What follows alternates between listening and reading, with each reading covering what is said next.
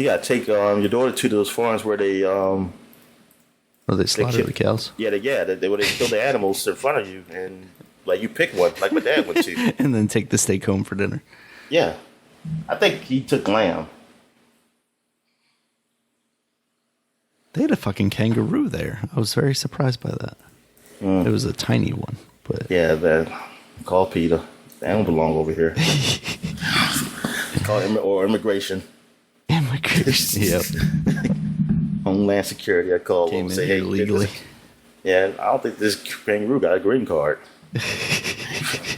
Doesn't have a visa to work here. Yeah. Like, you a student? What school you go to? Learning abroad.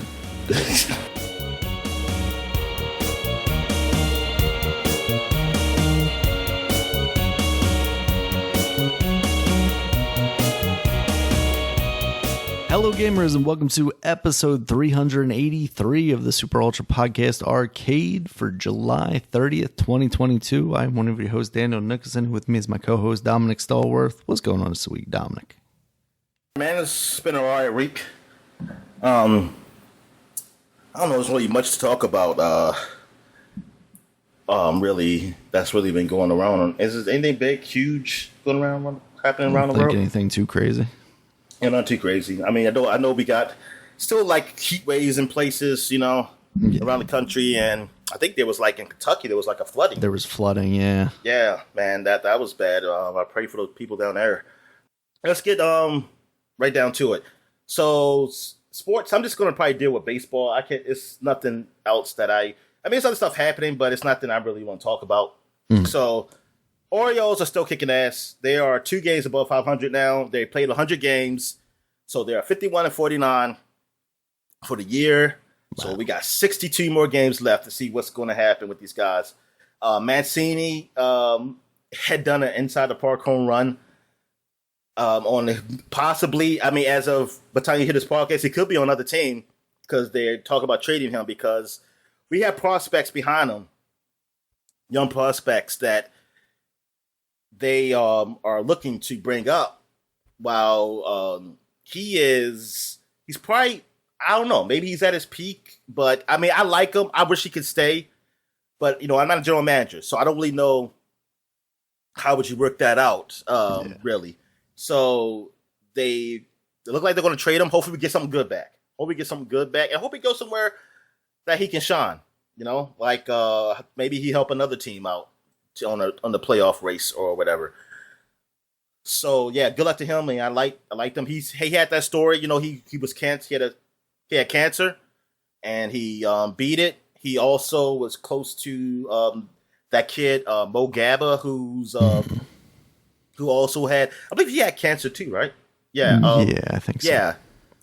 He had. Was it just cancer? I forgot what he had, but I know he had some issues. But Mo Gabba was like a big part of Baltimore sports, and like he would show up at the Ravens games and the Orioles games, and like Mancini, like he knew him a lot because he talked with him a lot, and until Mo Gabba passed, I believe it was 2 years ago, maybe. I know it was recently, but it was like Mo Gabba Day apparently on that day he hit the in the park home run. So it was real emotional. Yeah, he passed away July 28th, 2 years ago. Yeah. So just a couple of days ago too. And so that was pretty emotional for some people. It was pretty emotional. And it was great to see that. So that was his last at bat in Baltimore. It's like, hey, at least he went out on a high note. It's a hell of a way to go out. Yeah, exactly. Yeah, it's just funny how that inside the park home run happened. I don't know how errors work. I guess somebody said that they think it has to touch the glove. If it touched the glove and it hit the ground and he missed it, that would have been an error. But since it never touched the glove and just his face, it's not. I was like, because the sun was blocking him, and like you said, I think someone said this like, well, luckily his hat was protected by his sunglasses, because that could have been really bad. He's got his sunglasses up on his hat and gets hit in the face. I mean, it grazed him seemingly. He didn't seem too affected by it. Like, you don't even catch it on initial initial watching. But yeah, he definitely got grazed by it, and he probably could have just caught that ball if he had his sunglasses on. Yeah, I wonder why he didn't. Maybe he said, like, I don't need them. It was maybe it was a cloud. It was like a cloud covering the sun at the time, and then he just got. It was like, oh no. But yeah, but it worked out for the O's.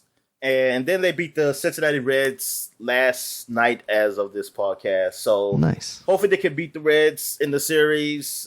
They got some they're going up against some pretty easy teams, I should say. I mean, I say easy as in that their records aren't that great. These teams are not playoff bound. So Orioles, for a team like that if they want to be a decent team, they need to come out of these games with a winning record against them. And not just like one game above 500 after these few games, but quite a few, so they can really catch up with these other teams that are ahead of them, because they're pretty close. I mean, they're not that far back from a wild card position. And I know the Boston has been losing lately, so like Boston's behind the O's now, so they are moving up a bit. And other teams have lost. I know last night that helped the O's to gain some position. So yeah. It's looked like a good season overall. Everything's pretty the same. Yankees are not as big a lead as they used to be, because Houston's catching up right behind them. I mean, Houston beat them, I think, most of the games this year against the Yankees. So it's not looking like Yankees. It's not looking like if the playoffs start, like I'm saying, oh, Yankees will definitely win. I think Houston has a very good chance of going back to the World Series. They look for real. I mean, Yankees, they look good. But I just wouldn't be surprised if Houston just beats them again. Yeah. On the National League, it's still the Dodgers are the top dogs. You got the Mets and Atlanta's riding their ass. The Mets, they played the Yankees. They split, though. It was a 2-game series. They just split. What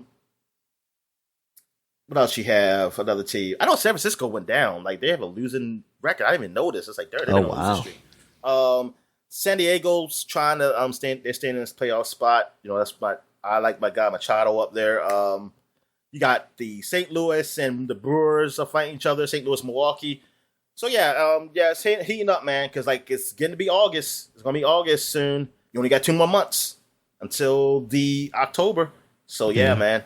Darn, man, this thing like, man, August preseason football gonna be here. Football in September. I mean, darn, man, summer's almost over. I'm so happy. I need to keep on going. Hurry up. We almost made it through, Dominic. All right. So what you got? What's going on in wrestling space? All right. So SummerSlam is this. Yeah, this is post Vince McMahon. Yes. So this is post Vince McMahon. He was out as of last week's recording. I think on the Friday before we recorded, that was announced. So SummerSlam is this weekend, probably kind of closing up any storylines that may have been lingering from Vince. So I think we're maybe going to start seeing the differences that may occur, especially now it has been announced that Triple H, in addition to taking over talent relations for Johnny Ace, who was also implicated in some of this stuff, he is now taking over creative. So Vince McMahon's position is now being taken over by Triple H. We kind of got a taste of what he could do when he was running NXT back in the day, before the NXT 2.0 rebrand, where kind of Vince and his guys came in. So there's a lot of positivity out there right now for WWE, hoping that things will move in the right direction, including, you know, former WWE superstars who are now either free agents or in AEW, saying, not openly, but according to the dirt sheets, the kind of rumor sites, the WWE journalism or wrestling journalism sites, that some of these guys have said they'd be more open to returning to WWE. And I think that's absolutely understandable, especially like specifically a guy like Johnny Gargano, who when he left NXT, it had become the 2.0 brand. He didn't really have a spot there.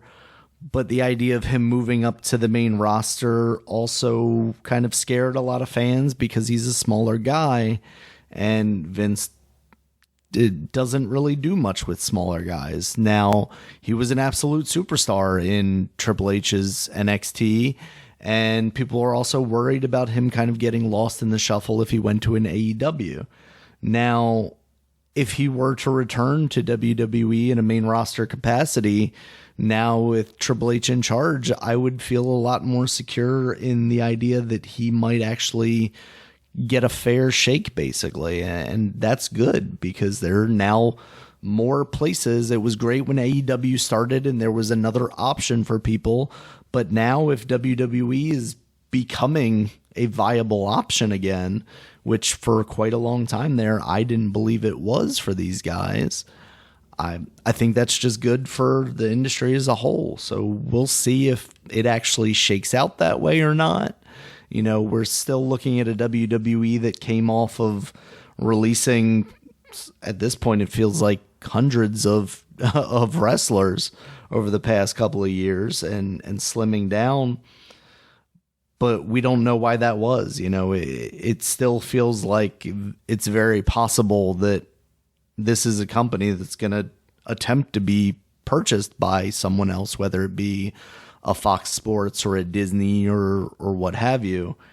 So, you know, they might not still be looking to pick up a whole lot of people, but with the roster that they have right now and the potential for the creative that Triple H could bring based on what he provided with NXT, I think they're in a positive position now. So I really hope that WWE can come out of this looking pretty good. I still don't know if I'm going to end up watching a whole bunch of it because I don't even find myself watching a lot of AEW, to be honest with you. I find myself seeing a lot of the best stuff in clips on Reddit or whatever, but it's just such an endeavor to watch 3 hours of AEW or 2 hours of AEW plus an hour of AEW on Friday, plus the idea of watching 3 hours of Raw on Monday and 2 hours of SmackDown on Friday. Like, it's just not something that really works with my life right now, but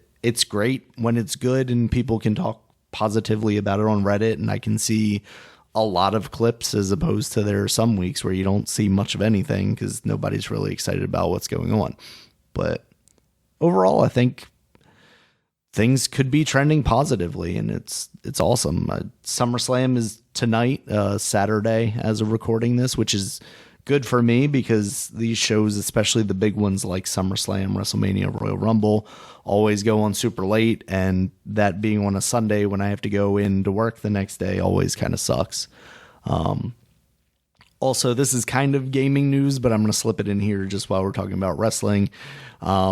Because it's SummerSlam, they're of course doing a whole bunch of crossover kind of promotions, and with that is video game stuff. John Cena has been announced to be a new character in Fortnite, and then you also have Asuka, Xavier Woods, and Undertaker skins for Fall Guys, and there's also some like new car skin stuff for Rocket League as well, but that stuff was kind of less interesting to me.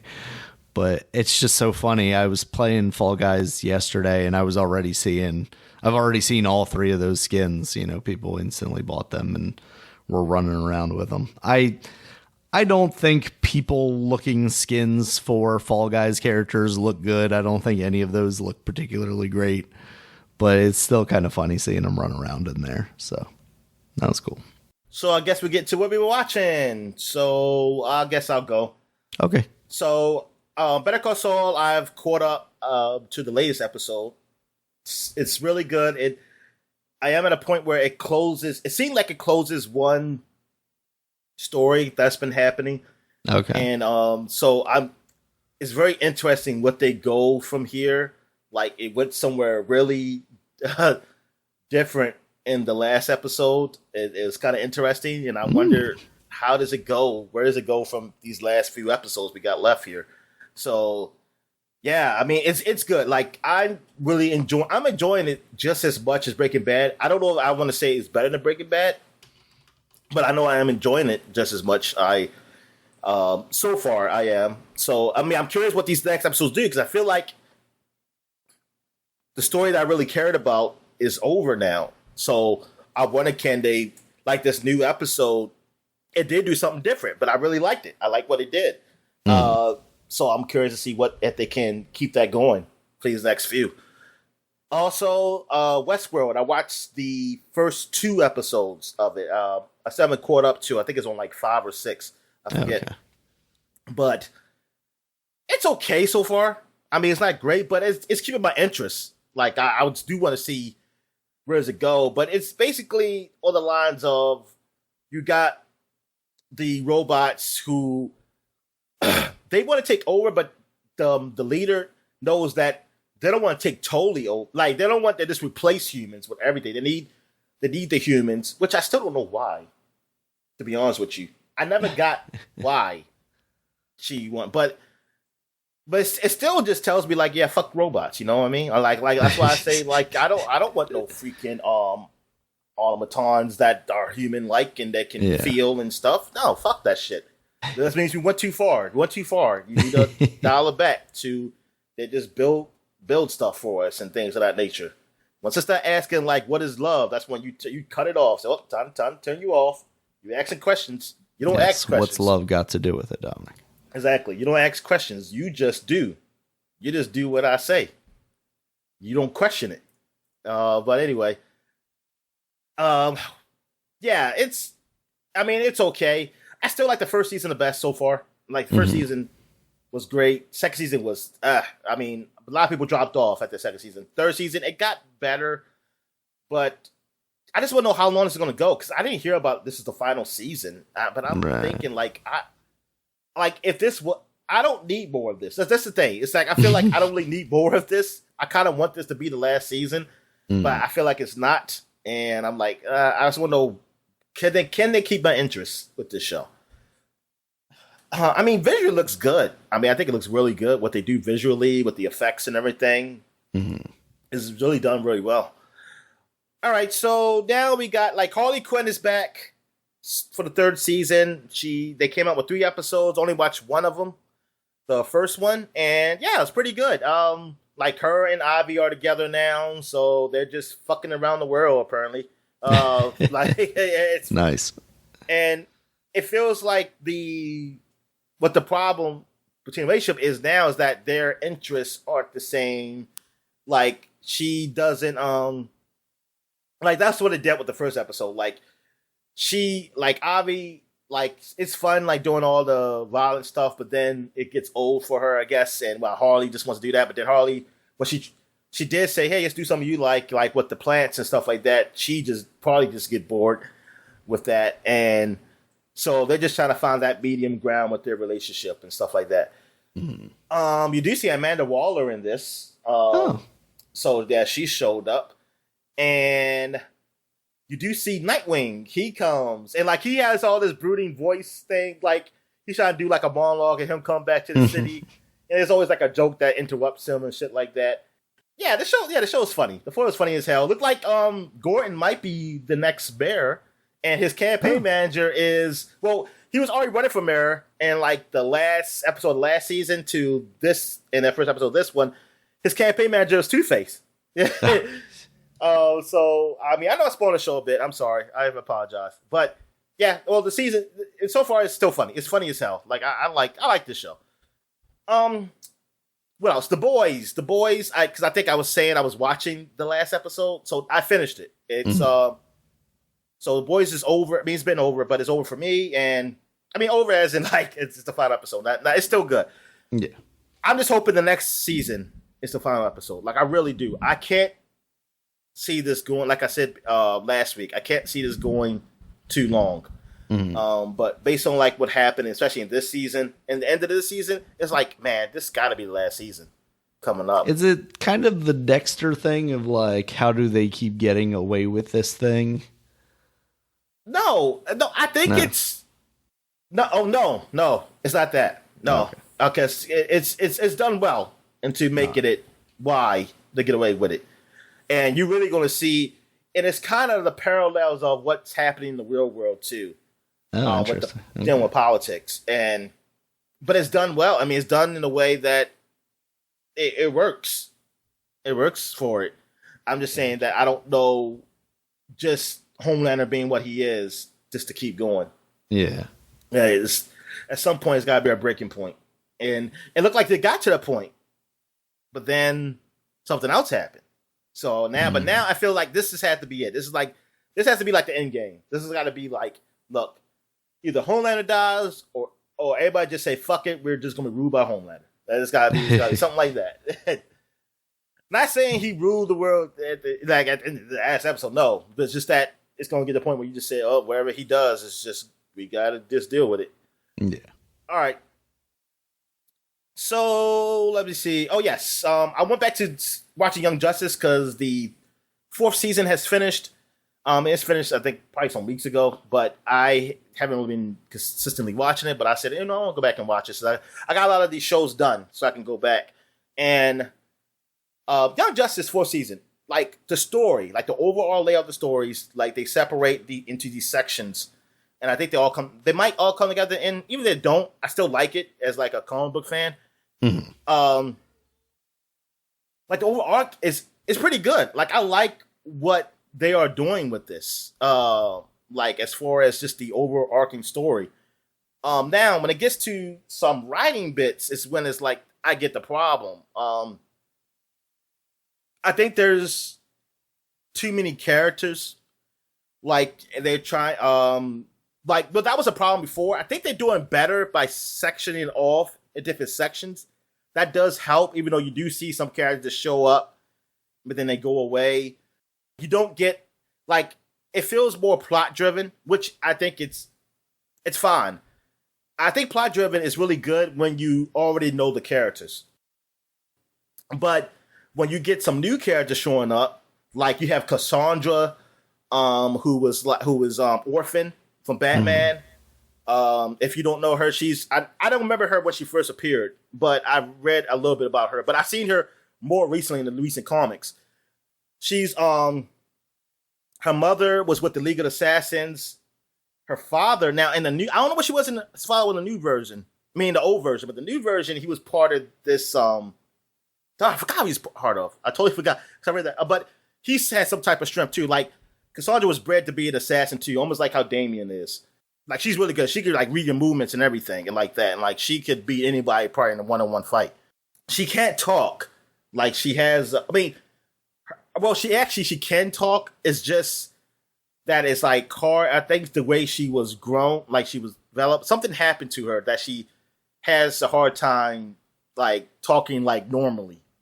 I forgot the exact story behind that. But anyway, but see, that's the thing. In this show, it doesn't go into that. Like, you only know that if you looked at the comics or looked up her bio to see who she is. Mm-hmm. It doesn't go into deep of, like, who is Cassandra exactly. Like, you know who her mother is, though. You do know her mother because that's the kind of story is. You got some gist of the story, but you don't got that connection like you'll probably get if you were with her longer. You know, if you knew who she really was. And then these other characters showing up. Well, one other character showing up, which is good. I mean, it's fine, but it goes away quick that she's like, I can't get invested like I wanted to. Like I want to be invested. But the overall story is good. I do like it. I like that story arc with her. It was really like Artemis and her and some of the other and Batgirl. Well, she's not Batgirl anymore. She's just what's her name? I'm about to say Orpheus. Oracle. Oracle, yeah. So yeah, that I liked it. And I did talk about the first arc, which was going to Mars with we're dealing with Martian Manhunter, Superboy, Martian Girl. That's not her name, but I totally forgot what the hell it was. I know her name is Megan. And Megan the Martian, got it. And then Megan, yeah.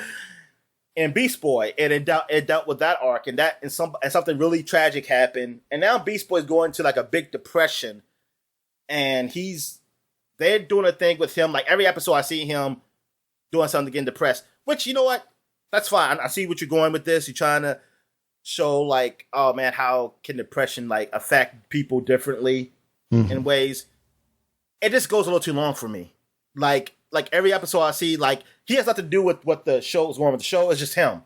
Like you just go, like you show an action scene, then you go to another scene with him doing something. It's like the pacing issue. Yeah, like him dealing with this depression. I'm like, that's fine for like an episode or two, but just to be going like that's going through each art too. Like they just keep showing it, and I'm like, it's going a little too long for me. I mean, I like the idea, it's just really the pacing. And I will say this: if you are a liberal social justice person, I'm on board. Yes, you will be definitely on board. All right. With the I mean, that's not true, because you can still not like the writing. You can still not like the writing. But I should say this: if you are a staunch liberal social justice and you okay with tokenism, you're okay with just having representation, and just having representation is good enough for you, this is a show for you. And it says I'm doing negative. I just say, look, for the amount of people I see who like this, I'm just going to say, look, hey, then fine. I mean, if you like it, that's good for you. And I'm happy that you found something that you feel that represents a world that you want, or you see yourself in it. Whereas for me, as a black person, like there's black people who are okay with just representation too, but I'm not one of them. I need more. I need it to be organically embedded in the story to have meaning. Mm-hmm. I don't want it to be that, oh, you take it, like, yeah, you got a black person, or you have a gay person in here. Say, oh, yeah, he's gay. But you're like, now, if you just say he's gay and it's going on the story, fine. That's fine, because that's just like heterosexual people anyway. It's like, it's just normal. Or like they're trans or something, even though I don't think there's any trans people in here. Yeah, there's no trans in the show. Well, I guess if you would count Megan as a transhuman, I guess, but whatever. When you try to make it like a segment and a story about it, like, okay, I'll give you an example. Okay, there's I forgot her name, but she is Muslim and she has powers, but she was trying to understand her culture. She was talking to her aunt, I think it was, somebody in her family, about understanding Muslim culture, which, yeah, and that's totally fine. And then at the very end, on the end credits, like while the credits are rolling, they just put it in like, hey, she was talking to her friend and saying, I think it was Artemis. She was talking to. And like, you don't see their faces. Like, the end credits always have something like you're hearing people talking about something, but you see it at a different angle. Like in this, you see them sitting at the table, but you're under the table. Weird. But you see the legs, and they're just talking. And it's like, you hear them talk, and she said that I want to talk about my identity. Like, I don't mind being called she, but I don't really feel that. I want to be a they. Like, it goes into that. Okay. I'm just saying that, but this had nothing to do with the story. Like, it's just put there. And then it's at the end credits. Yeah. And then it's like, so what the hell is, so I was like, it's like you're just checking a box. There's an interesting level of like, oh, we want to put this in here, but we also, most people aren't even going to watch the credits. So we can get away with this if there's people out there that don't like it. But even with the whole thing with her talking to her mom, because like she does nothing else in this show. I mean, maybe she does something at the very end, but she does nothing else within that arc. She was just there, and they were just showing her talking to her aunt something about Muslim culture. Mm-hmm. Then they move on to the Aquaman stuff. No, this the magic stuff. This is dealing with Clarion and Zatanna and shit, and one of the girls from Shazam and stuff like that. There was, she had nothing to even do with that. I'm just saying, like, they really just put it there just to be there. Like, yeah, we're talking about this. It's not embedded in a very organic way. It's like you're just like, oh, here we go. Here's a teaching moment. Really? It's like can you make it so that, like someone said, I'd say you could have made it like, oh, she's having a problem with her powers. Like, maybe she was part of the arc. Her powers kept messing up. But then she wanted to find why. And then she could have went to her aunt or something to learn why. Like, she learned, like, I'm struggling with who I am. And I want to know, like, about Muslim culture or something. And then also dealing with our identity. or something like that, who she is. That could have been done so well. But it's like they just stuck it there just for a moment just to say, hey, we're representing people of all kinds. And also, she's a they. She's not a he or she. And it's like, you don't, why? It's like, why can y'all couldn't have done anything better than that? I mean, it's bad enough that I know your budget's low because some of the animation is just stills. And that's fine, but that has no excuse for bad writing. Right. And like that could have been done so well. And in so many other ways, things could be done. Like, one part, it got me so fucking confused. In dealing with Atlantis. Like there was a guy, his name is Grath or something. He's this like kind of blowfish kind of species thing in Atlantis. And you see that looked like he has a wife. And they're having a child. I said, oh, okay. Because I didn't see that. You didn't see that from, I think, last season. I think it was like, I think he was, I remember some season, I think 2 seasons ago, he was with somebody, but then they broke up. And then he was kind of down. But now it's like, so, oh, look, he got a wife and a child on the way, because she's pregnant. Then it was something tragic, like something happened, not really tragic, but there was a explosion and Ocean Master came. And then you see his wife, she was yelling, oh no, somebody needs to help my husband. I was like, oh man, so what happened to Graf? It was another dude. So I was like, oh snap, what's going on here? It's like, you got polyamory in there? Yes, that's exactly what it. Well, see, at first I didn't get that. First I was thinking, is she cheating? Right. Or what? And then something was happening with her, and then you see him and said, like, the guy said, I need your help. Graf said, I have to go help my wife and husband. And I was like, oh, what the hell? It's very confusing. It was very confusing for me and a lot of people. And it's just that they kind of just pushed that in. I was like, wait a minute, they got to explain this. You can't just say that. That's a step I wouldn't necessarily have expected them to go as far as. No, interesting. That's totally unexpected. Now they did have a scene where. Got to get the Mormon audience, Dominic. Well, it's a little different. They did have a scene where, like, before he went out somewhere, like he kissed them both or something like that, and said, "I'll be back for the birth of our child" or something like that. And I was like, okay, but it's just like y'all just kind of just like because I wasn't focused on what the hell was going on because I was just trying to figure out like why this man said wife and husband. What's going on? It's like y'all just like kind of just put that in there and they're very confusing. Like I kind of wish I would have started that before this stuff happened. Then I could be focused on the scene because I'm focused. That's a lot of people say, yo, I didn't want that. Like my friends said, yeah, I didn't want that. A couple times because I was like, I must have didn't hear that right. It's like, because what the hell is going on? Yeah. I mean, okay, you're putting something in. It's just the way you put it in is like you putting that in at that moment makes me not even think about what the fuck was going on. I wasn't thinking about Ocean Master attacking. I just kept thinking about I need them to explain this. Like, are they together really? See, but they thought what was going to happen is you were going to focus on Ocean Master, so it's like, oh yeah, this is just a normal thing, which is.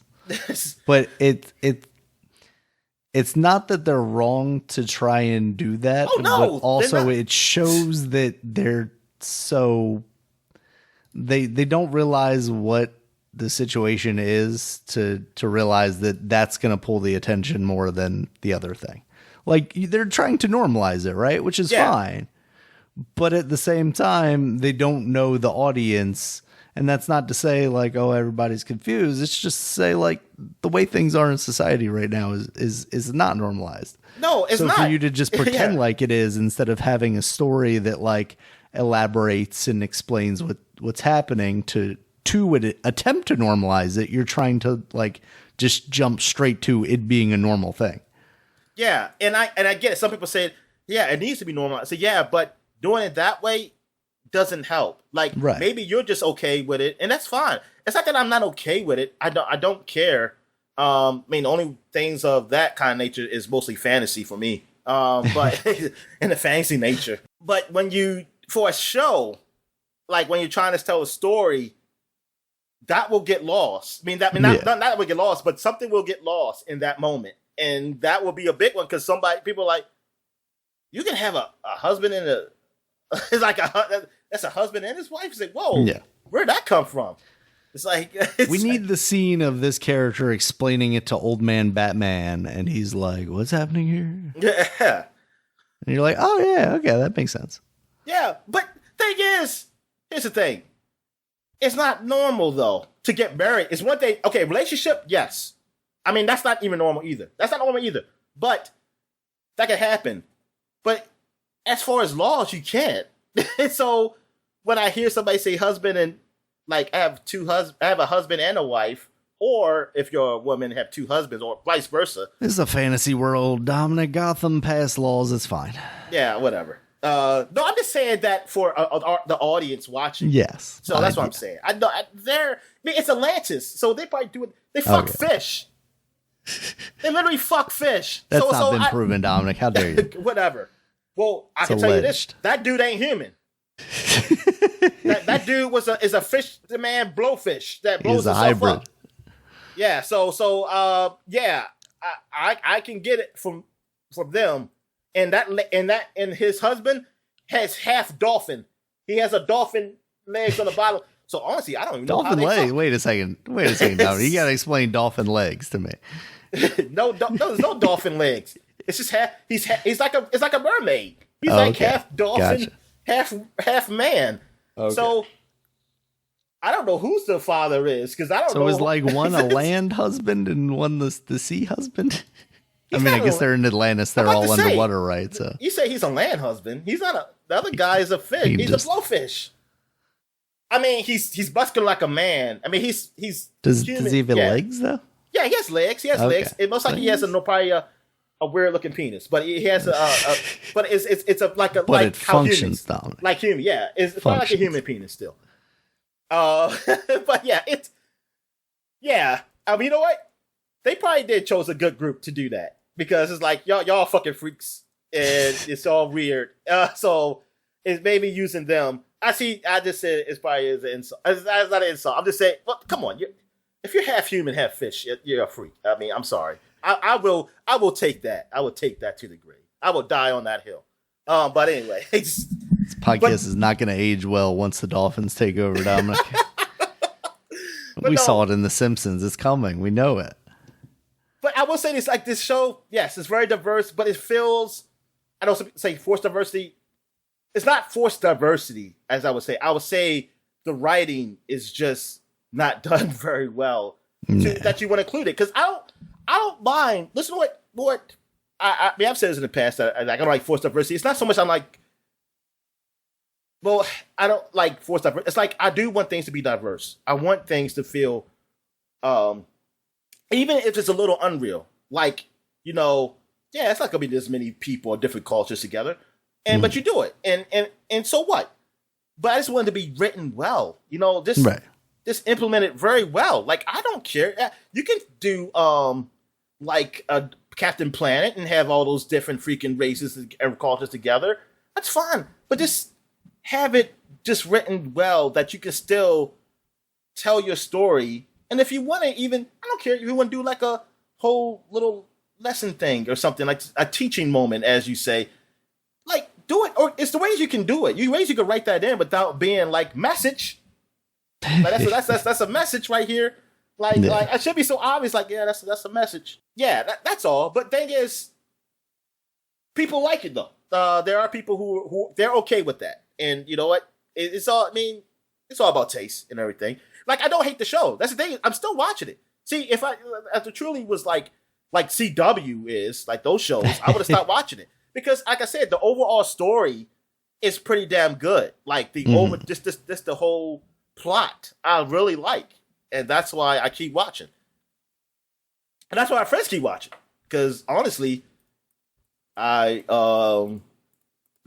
why they see watching, because they even mention some of those things too. Like, yeah, some of this writing seems kind of bad, but in animation, not that great, but yeah, they're superheroes. You know, it's like what are you gonna do?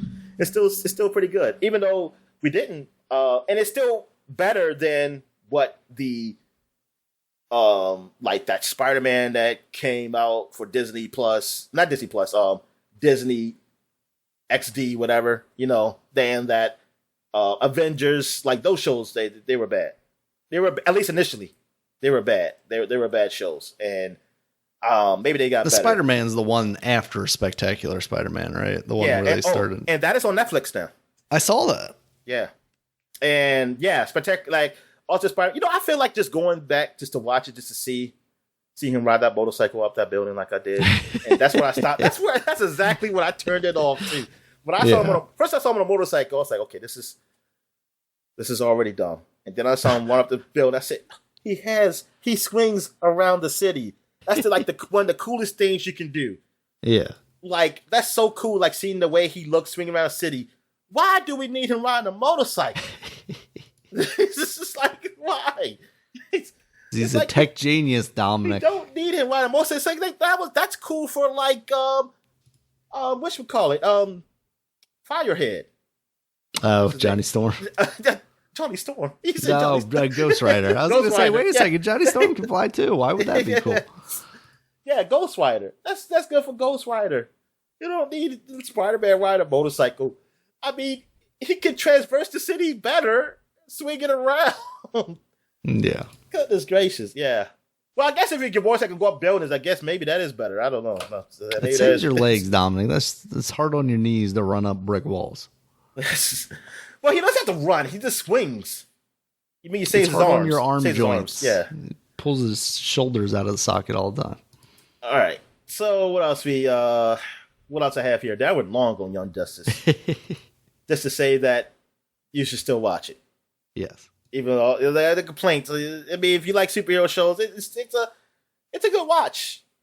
Though, just if you start from season 1, I'm just gonna let you know animation gets worse as time goes on, as it goes forward. That's sad. Like the first season is probably the best. Second season, I think you notice it. You notice some changes, even though that was still on Cartoon Network. But then third season, yeah, you definitely see it. Like, I mean, what they do with all these shows now, like Invincible. I mean, they do it like one person can move, but everybody else got to stand still. They don't even blink. That's a bad thing. Even Simpsons, at least they blink. Yeah. All right. So I guess we can talk about South Park that came out a few weeks ago, but it's just what is this one called? Streaming Wars 2? Streaming Wars Part 2. Yeah. Something like that. Yeah. So how'd you like it? I came around on it, honestly. At the beginning, I wasn't really feeling it too much. I wasn't either. The boob stuff is like, this is too much. Wow, you kept staring at him? Yep. Eyes are up here, buddy. Yeah, and then the stuff at the end, too, with the saline or whatever. That's weird. But I did... You and I were talking... Yeah, that ending is... I still don't get that shit. It's yeah. Like, what are they trying to say there? I don't know. Yeah. But I think overall, I came around on it a little bit. I liked it. I don't know if I liked it as much as even the first episode or part of this, but I did think it was all right. I liked the crypto pee analogy, even though seeing so much pee was a lot, but just the celebrities constantly getting pissed on, and like I told you, basically getting pissed on and acting like it's rain, essentially. Yeah. I thought Fortune that was favors the brave, Daniel. Yes. Yes. I thought that was pretty amusing because you have all these celebrities out there hawking this crypto stuff, and we're already seeing like just it going up, going down, mostly going down now where we're at right now. But despite sorry. No, I'm sorry. I just want to say this real quick. Like, I was watching the show, Yvette Carnell, and she was talking about, because she would talk about that. I think she would say that a lot, like Fortune favors the brave. Because she showed the commercial. And then she talked about how, what's his name? What's the boxer Matt Damon? name? the God, Floyd Mayweather. Yeah, Floyd Mayweather. Like she showed a clip of him because he was showing crypto, and here's the woman asked him, it's like, all right, so okay, so I see you're out here, because at this like crypto convention thing, whatever. Wouldn't be surprised if he had his own crypto. Yeah, it's like seems like very Floyd Mayweather. So yeah, he was partnered with somebody, and they said, so what got you into this, and like what are you doing? And then he said, crypto, man, it's it's a new wave, man. They're paying me to be here. That's why. I mean, we know why, but I think she even asked like about it, but he didn't really say shit. He didn't tell me nothing about crypto. I was like, what the fuck? You don't even know what it is, do you? You don't even know what the fuck it is. It's like you didn't tell me shit about what exactly crypto is. It's like, dude. Yeah, I said, you're just out here because you're getting a paycheck. Yeah, I mean, and that's fine, because we already know what you are. I mean, yeah, that's what you do. But I'm like, I just like how she's going to interview him, ask about crypto and stuff. Like, all he just said is the new wave. I was like, new wave for what? New wave for what, man? I mean, for him to say, I know what crypto is, but I'm saying, like, for him to tell people, like, to get me to get into it. Right. Like, he didn't say shit. I said, what is a new wave law? What the fuck is it? And here we are with all this inflation right now. This is when like crypto should be at its best, right? This is when it should be able to show its worth, basically, and you see it just plummeting. So like, what was it all about, right? About somebody making money. I mean, somebody's making money. So I like that stuff. They did the climate change stuff with Man Bear Pig, but that was really, it just seemed like it was kind of on the outside of it and just kind of mentioned it in passing. And of course the bit at the end where they're like, oh yeah, we should. I didn't like how they had the Man Bear son, like his dingling just showing around. Yeah. I mean, it's very much like they know they're on a streaming service so they can get away with like even more than they could on Comedy Central, I guess, but it's too much. Like that the boobs thing. It's just, oh god, when Carmen took his shirt off. Oh god, I was like, oh dear lord, and I was like, what are you doing? It's like, oh, they really just so they're using the saline as water. They're just getting the water from that. I think the idea was they're using it as like a filtration medium, maybe. I wasn't paying attention as much by the end of it. At that point, I didn't get where they're really getting the water. I don't know. Yeah, and they lost Stan's dad again. He's not gonna be an archaeologist again. No, I said archaeologist. A geologist. Geologist. Yeah. I don't know. Did I miss where like there was a tease that he was gonna go back to that, but then he goes full Karen again once he smokes the weed. Oh yeah, but he goes full Karen, but it doesn't look like he left his job though. Okay. Yeah, I'd have to check it out again. I was writing podcast notes by the end of watching it, and I just kind of blended together. Yeah, I thought it was okay. It wasn't my favorite episode or special or anything, but it was fine. Yeah, it was okay. I mean, I like the first part better. Mm. All right, so I guess we get to video games. So let me go through mine real quick. I played some more Fire Emblem Warriors, 3 Hopes, and still playing through that. Still enjoying that game. Nice. I played some more of, what's it called? As Dusk Falls? Is that what it's called? Yeah, I think Dusk Falls. Right. So I played some more of that, which is the game that's kind of like Heavy Rain somewhat, but different, and the story is still definitely better. And it's... The story is better? That's good. But I really like the story, and I really like how it goes. Like, it kind of flashes back to... like from the moment to something in the past, and it really gets down like, oh man, what's going on here? Like, you want to know some things, you want to know some mystery about what's going on. And it's almost like a TV show basically, but you just get to decide what path you take, basically. But it is cool because now I think I know what the phone thing is. The thing is, you're supposed to download an app, and if you watching me play, you can pick the choice. Oh, it's the multiplayer stuff. Yeah. Okay. So that's what that phone look thing is. Gotcha. So one day you and your wife just watch me play, and then you pick what the hell I do. But anyway, it's a good show. I said a good show, but it's a good show and a good game. I mean, how does it's not super interactive, right? It's all just choices. No, you get to some parts where you have to flick up the joystick to, like, if I want to, like, I cut myself free, I had to flick up the joystick or something like that, and I was trying to fix. I think I messed up maybe like 2 times doing that stuff because I wasn't sure it was like a flick or you just push up on the joystick. Because one time when I pushed up, I think I did it too late though, so I was like, I didn't know I was supposed to flick it, but then I realized flicking it messed it up, so I just said, okay, I just supposed to just push up and then just let it go back down. Like, because I was trying to fix the air conditioning and I couldn't fix it because I messed up, and then he was like, so you had to punch it by flicking up. Yeah. So, but yeah, it has, you have some button press, like you either press the button a few times, or, I mean, I think there is some accessibility options, so it might make things easier for you in those.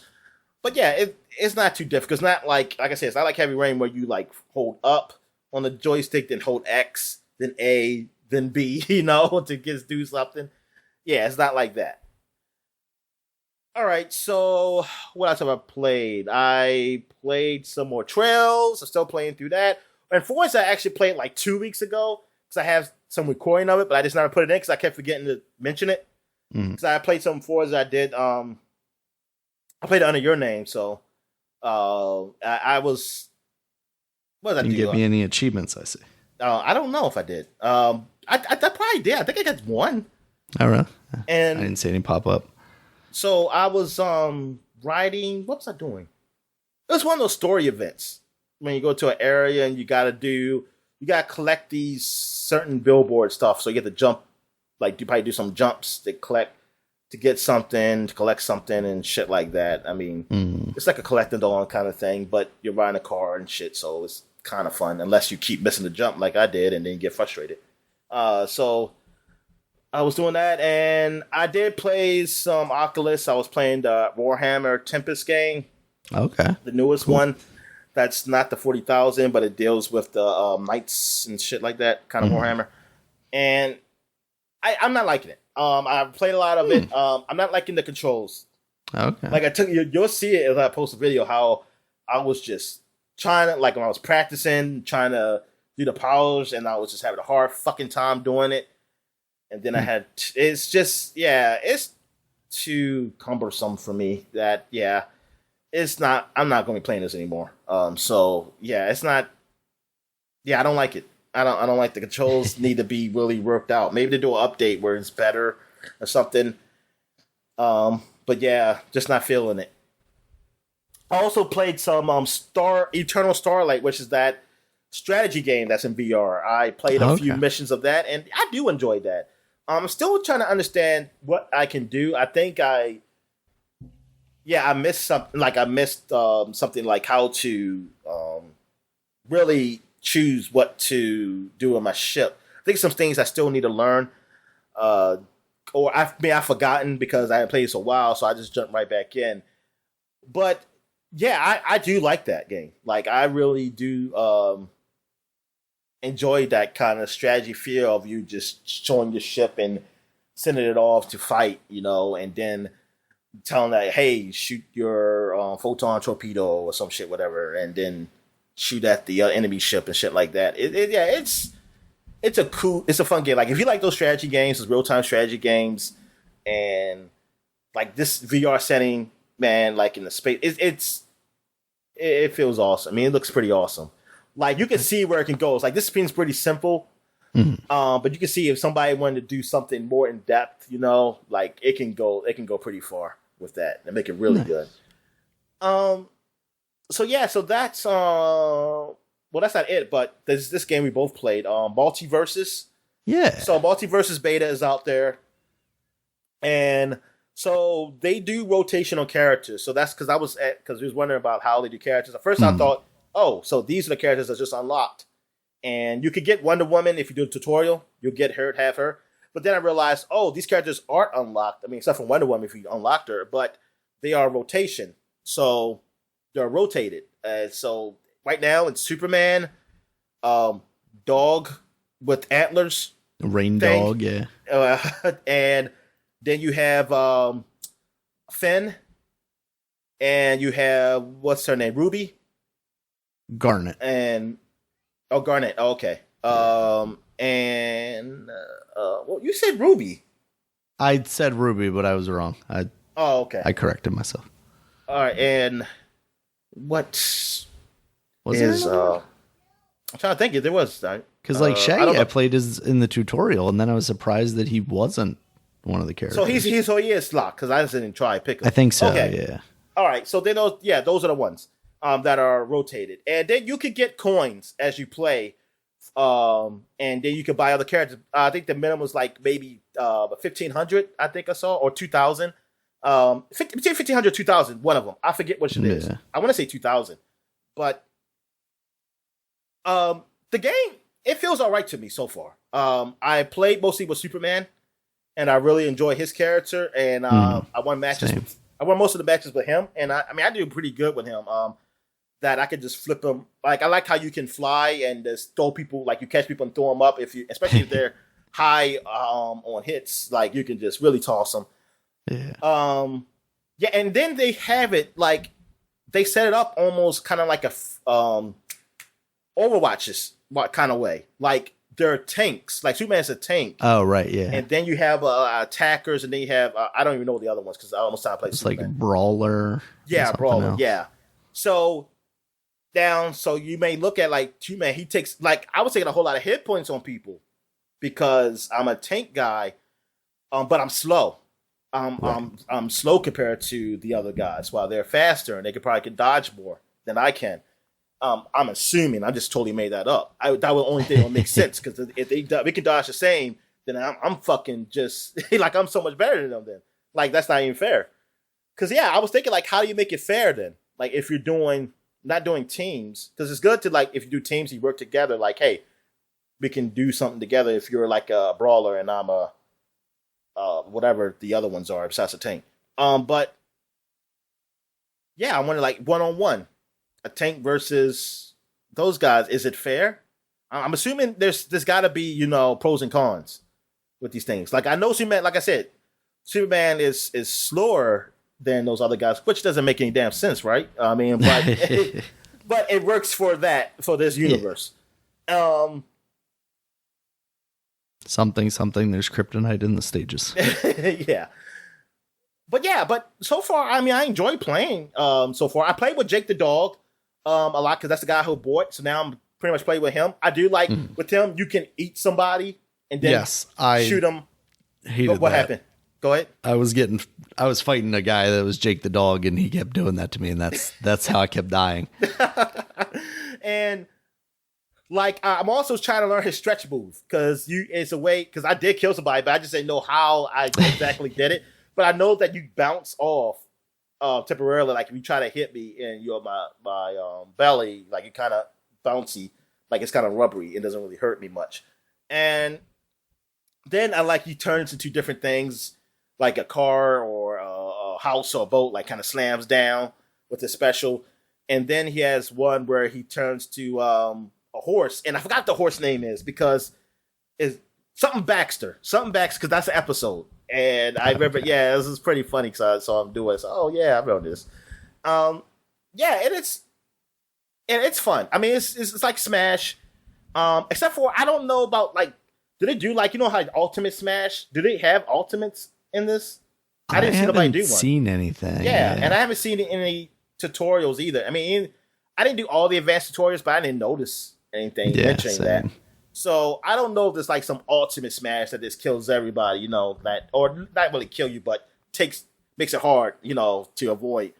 It seems they don't deal with that, but you can do combos with people, if you know how to do them. Like with certain, I don't know if it's with everybody, probably with everybody, but I saw that you can do something to help your partner out. Things like I know Wonder like Woman Wonder can use Woman it. has a power, Yeah, her lasso can. Man, her lasso can get the enemy too, but it can also save you, like you falling. I think Jake stretches or something. Oh, I can eat. I think I could eat my friend or something to help him. Yeah, the reindeer has like a tether thing that'll pull the character back up. Yeah. So you have those things, and I think there's some other type of attack combos maybe. Yeah, too. there's like elemental ones too. Like the reindeer can throw stuff on the ground, and then like Superman's cold breath can put that fire out, or you could shoot a projectile through that fire that does extra damage. It's pretty cool looking. Yeah, it's got a lot of depth to it. I mean, Smash does too, if you really know it. But I never got into, I never got Smash like that though. And Smash's tutorials suck compared to this. Honestly, I will say this. I will say this. Their tutorials are pretty damn good. Yeah, Smash tutorials always suck to me because I mostly learn things from my playing with my friends and seeing what the hell they do. Yeah. And I mean, overall, the only bad thing is that it is a free-to-play game. So they do have it where you have the battle tier stuff, which is basically in everything now. And you have it where, hey, you unlock this for free, but if you unlock this other thing, if you have the battle pass, you can get it. So you have to pay for it. And then if you want things, like they have the different currencies, you have the coins, which you use, and then you have those gems, which are basically the ones you can only buy. And I wonder if you buy the battle pass, can you achieve gems? Or you still have to just buy them? That's what I don't. Yeah, I don't know. Yeah, but I'm afraid to like even start engaging with any of that stuff. But it's just, it makes you, I mean, that's their goal. But I look at things like, I want to get this, but I can't. I can't right now, and I don't know how much. I have the coins to even get this. I don't know. It has that. I mean, which is, it's fine. I just want to be able to just buy the item though. So yeah, absolutely. That's what I want. And now, do they let you do that, or you got to go buy the gems and then buy the item? I think you got to buy the gems. I mean, for me, I just want to be able to get everything through playing the game, like within reason too, right? Not like Mortal Kombat where you have to have like 20 trillion coins. God. I don't want everything in the game, and maybe sometimes I do, but I don't think it should necessarily be realistic to get everything in the game. But I should be able to get the things that I want to play with. I should be able to buy a character that I want just by playing the game. I should be able to get the skin that I want for that character just by playing the game. Yeah. I shouldn't have to... It's like I was telling you before we started recording, really. It's like Fall Guys... I'm looking at some of these skins and they're really cool. Like there's these Mecha Godzilla ones and stuff like that. But literally, as far as I can tell, and maybe I just missed the event where I could have gotten it as part of the game, but right now I'm looking in the store, I see this koala outfit, I'm like, hey, I want to get that koala outfit.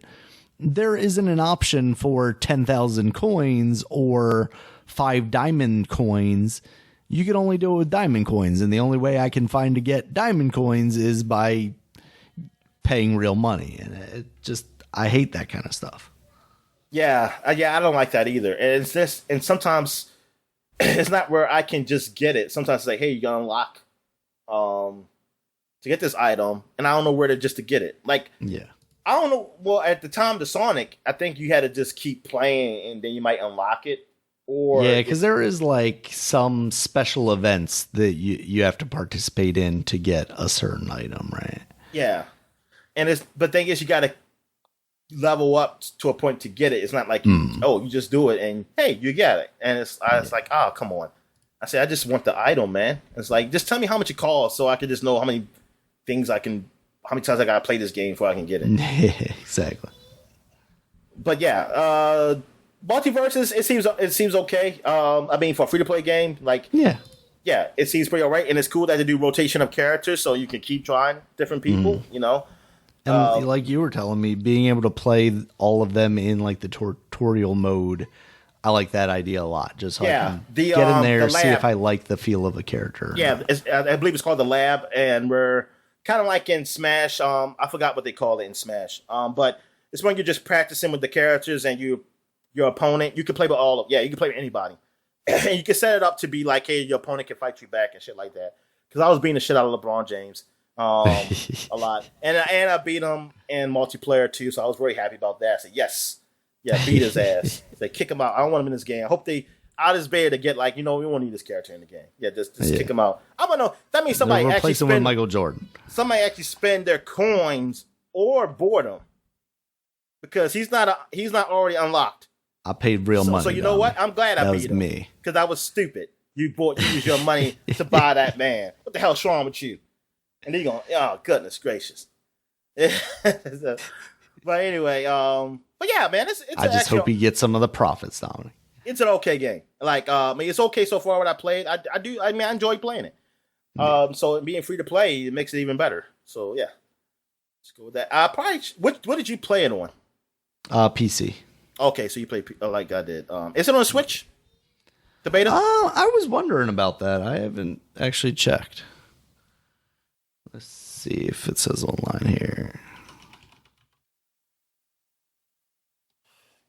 They know they can't compete against Smash now. I don't know. I like these characters. Switch is officially confirmed it's launching on PS4, PS5, Xbox, blah, blah, blah, and PC. Unfortunately, this leaves out Nintendo Switch. Oh. So it sounds like it is kind of a up in the air thing. We don't know yet. Darn. Because, hey, I like this story better because they know a bunch of swords and Fire Emblem characters. Just you wait, Dominic. They're just gonna start adding all the Game of Thrones people. Yeah. Oh yeah, I played against Arya in like Versus the Bot, and she kicked my ass because I didn't know how to use Jake. I was just learning how to use Jake at the time. All right, so I guess that's it. We're gonna take a quick break. When we get back, get to the flashback segment. Yeah. Oh no! I'm sorry. Fall Guys. You got anything you want to mention from there? No. I mentioned the having difficulty with getting stuff. Well, okay. I guess there's an event going on right now, Clan of the Yeet, which just adds a whole bunch of those spinning hammer things to some of the levels, so you can kind of use them to project yourself if you hit them right. Yeah. Further in the level. That stuff's fun, but that's it. You should just tell me next time you play. I'll play with you. Okay. You play it through the Epic Store, right? Yeah. Oh, okay. All right then. All right, yeah. I guess we'll take a quick break, and when we get back, we'll get to the flashback segment. All right. And we're back. And now we're flashbacking to 2012. This is the last week in July. So let's get right down to it. So 10 years ago, we got Racketeer came out for the Xbox Live Arcade. So tell me what this game is. So it's like a catapult game. You play in the Kinect. You pull the thing back, and you're shooting at like castles stuff, trying to knock them over. Basically Angry Birds, I guess. All right. That's cool. Yeah, that sounds like it's probably all right. Though it didn't get that great score except for Destructoid gave it like a 9. Yeah. So I wonder what was the problem. I guess maybe they were just Angry Bird lovers, and there was like nothing can beat it. They just had the right room that was necessary to get it to function properly on the Kinect. Or that what's that block game that was Steven Spielberg produced or something like that? Oh, Boom Blocks? Boom Blocks, yeah, they're Boom Blocks fans. All right, Walking Dead episode 1 came up for the iOS, so they finally get to play this great game. I don't care though, because they're iOS people, so they can go to hell. All right, so what else we got here? We got Inversion it came out on Windows. This awesome game where you can shoot up while you're walking up buildings and things of that nature. They said, take that, Dark Void. We're better than you. Actually, I don't know. We can change direction if we want. Yeah. We can shoot down. You only can shoot up. Actually, I don't know. Dark Void maybe shoot down. I have no idea. But that's later in the game when they switch up the plot. Oh, okay. And Metacritic, yeah, it's pretty bad on everything. Though the PC one is the best one at 59 out of as it should 100. All right. So what else we have here? We got Warsaw. I just pretend I didn't Sounds say depressing. That. Because I don't know what the fuck it is. I've seen this logo right here. Hold on, let me see. It's competitive. Okay, I think it's a multiplayer game. An open source first person shooter video game. This is 100% not what I would have expected with a name like Warsaw. Yeah. Yeah, it looks I like was just thinking World War II. It's cell shaded. It's like a cell shaded type of multiplayer game I've seen here, but I have no idea. It's not really. I guess it's not really official because I don't see nobody really reviewed it or anything. So whatever. Is it still even being? Can you still play this? Let's see. I mean, you can still play anything, Dominic. Yeah. They have a website. It has a download button. Okay. And join us on Discord. So it seems like this is still relevant in 2022. Yeah. Good for them. All right. So what we have here? We got Orcs Must Die 2 is on the Windows. So this tower defense game, which I only played the first one. But it's really popular. I mean, it went up to... they always look fun. How many? I know they went to 3. That's it? I think it's 3. Yeah. Right now. I'm surprised they do side one or something like that. Like Orcs Must Die Warhammer edition or some shit like that. Yeah. Orcs Must Die DC Universe. Yeah. Yeah. But anyway, what else we have here? We got Undead Syndrome. The Undead Syndrome. I don't know what the hell that is. Oh, that's why I didn't read it because it's just Well, maybe this game don't exist. That. I think that's from the wiki. Oh, maybe it doesn't have a web page. Yeah, it doesn't have a web page. All right, so maybe the game don't exist. I don't know, but if you find it, tell us what it is and how is it. All right, here's a big one. Kingdom Hearts 3D Dream Drop Distance came out 10 years ago. Yeah. Oh man, this I don't think I played this one. I definitely didn't. I'm trying to think. Did I even play it when it came back on the PS3, like in the collection? I don't think so. I don't remember none of this stuff. But if it's anything like the other Kingdom Hearts, I'm going to say this is... See, Dominic, that's what happened. You didn't play this one, and that's why you didn't understand the story, and that's why you started hating him, Dominic. Whatever. This is probably horrible, too. This guy is 75 on Metacritic, which is probably like a 30 for me or something like that. Nah. That means it's really bad. I feel like this is around the game where people started to really turn on the story and be like, why are they doing this crazy shit? And why, when I come back into the main Kingdom Hearts games, do I not understand them anymore? Yeah. But it still has a big fan base because they just say we don't understand the story. It's like we're stupid, and it's like it's not that hard to not understand, and something like that. And I said, well, I mean, oh no, maybe I'm thinking of Kingdom Hearts 358 2 days. I think that's the one where it went real sideways. I just say now everybody understands stupid, so you just that's all I can say. All right, so here we are. We got Risen 2: Dark Waters. Yes, they got a sequel to this popular game. I think is Risen the one that was like a Xbox launch title where you're a fantasy? I mean, I remember the game, but I didn't know it was a launch title. I'm just thinking which one it is. Nah. Okay, Risen's a different thing. Oh, okay.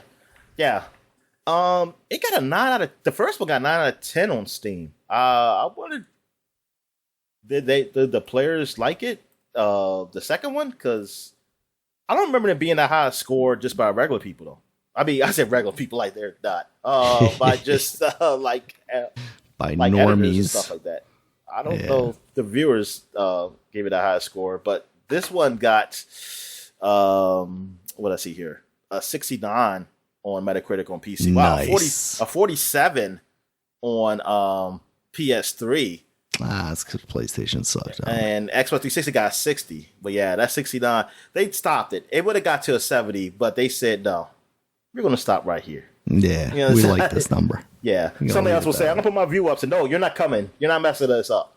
Yeah, I never really got into... I never really looked at Risen. Oh, Deep Silver was the publisher. But Japan, it was Ubisoft.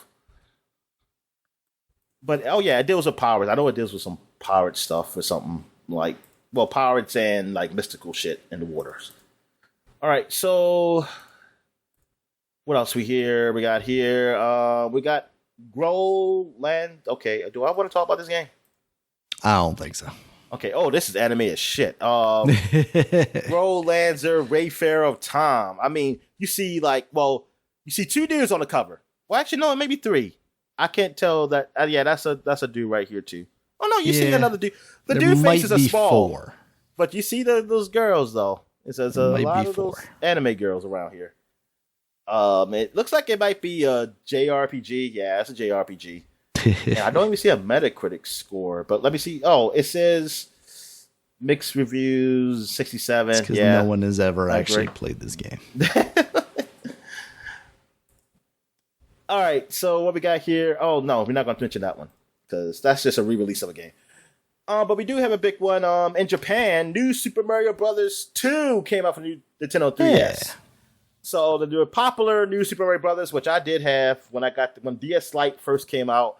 I went and got that, and I got that game, and I really liked it. I never played New Super Mario Brothers 2 though, but I heard people liked it. I heard it was a pretty good game. But this is the first release until the Americans. We didn't get it till August. But I'm sure it had what was the review? Good reviews. I liked it. It was just the fact that it focused on coin collecting. It was one of those. I think it was one of those where it actually locked levels behind if you didn't collect enough coins, and that was frustrating. Oh, really? Oh, darn. I want to say that's what ended up happening with that one. But was it still side-scrolling, like the side-scrolling New Super Mario Brothers? Yeah. Oh, okay. It was still just basic Mario stuff that was solid. It was just that aspect of it. The focus on coin collecting that was less than ideal. All right. So that is it for 2012. So now we're going back 20 years, 2002. And old PlayStation Classic came out, The Mark of the Cry. This was an action RPG. I mean, that's an action RPG. I'm sorry. An action adventure game that was on the PS2. I played the demo, and it played, it felt all right. It was just different. The animation, because the animation was done by people who work at Disney, used to work at Disney or something like that. Let me see if I can find it here. Yeah.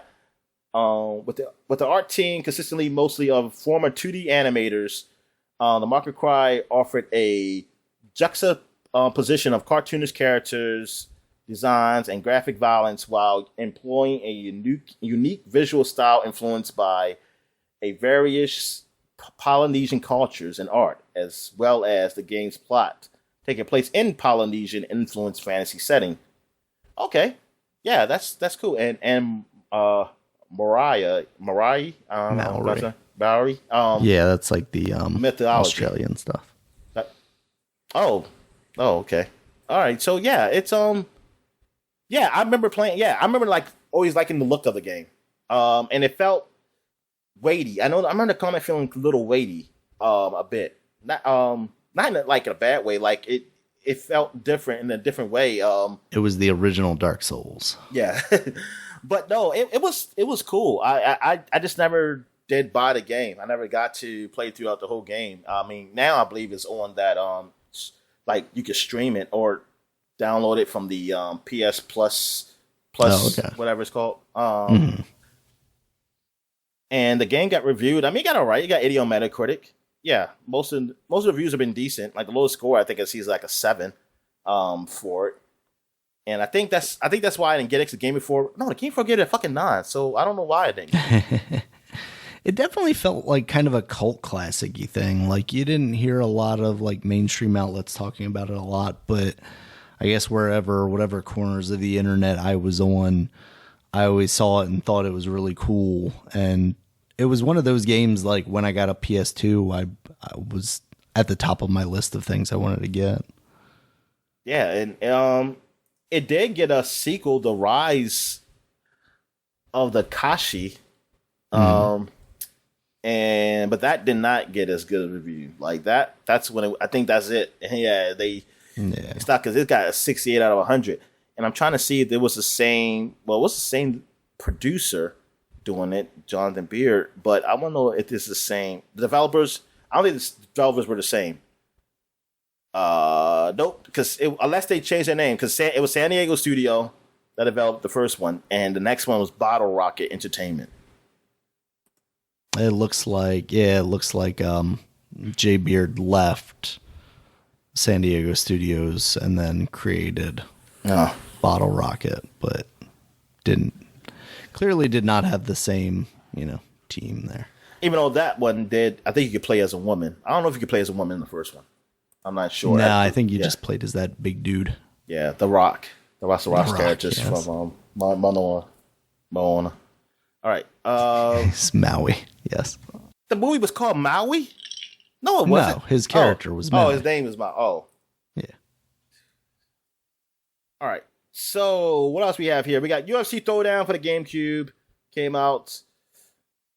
We also got Car Battler Joe for the Game Boy Advance. Came out. I have Sounds great. No idea what this is. Yeah, it looks like you're in a go-kart or something that has a gun on the top. And I guess you shoot shit. And it looks like it has that F-Zero kind of view of it. 16 mode 7, whatever it's called. 16-bit mode 7. Yeah, mode 7. Yeah. So, yeah, if you like that, I always hated that. Oh, yeah, it's definitely doing some of that. There was a lot of those games that were when they were trying to do like more 3D stuff on the Game Boy Advance where they leaned heavily into the mode 7 stuff. That's why I never got into Mario Kart, that first one. I did not like mode 7, yo. It looked. I did not like that look. I like when I got to Mario Kart 64. That's when I was like, "Oh yeah, this is it. This is the game." Yeah, because even like the advanced one, even though like say that's the best one, I was like, I don't like the look of it. Yeah, they definitely leaned heavily into that one too. All right, we got Virtual Tennis 2, on the PlayStation 2, and that one on the front has Serena and Venus Williams. There you go. And man, well, actually, which is weird, because the one I just clicked on, this is the Dreamcast one. Where's the PlayStation cover one?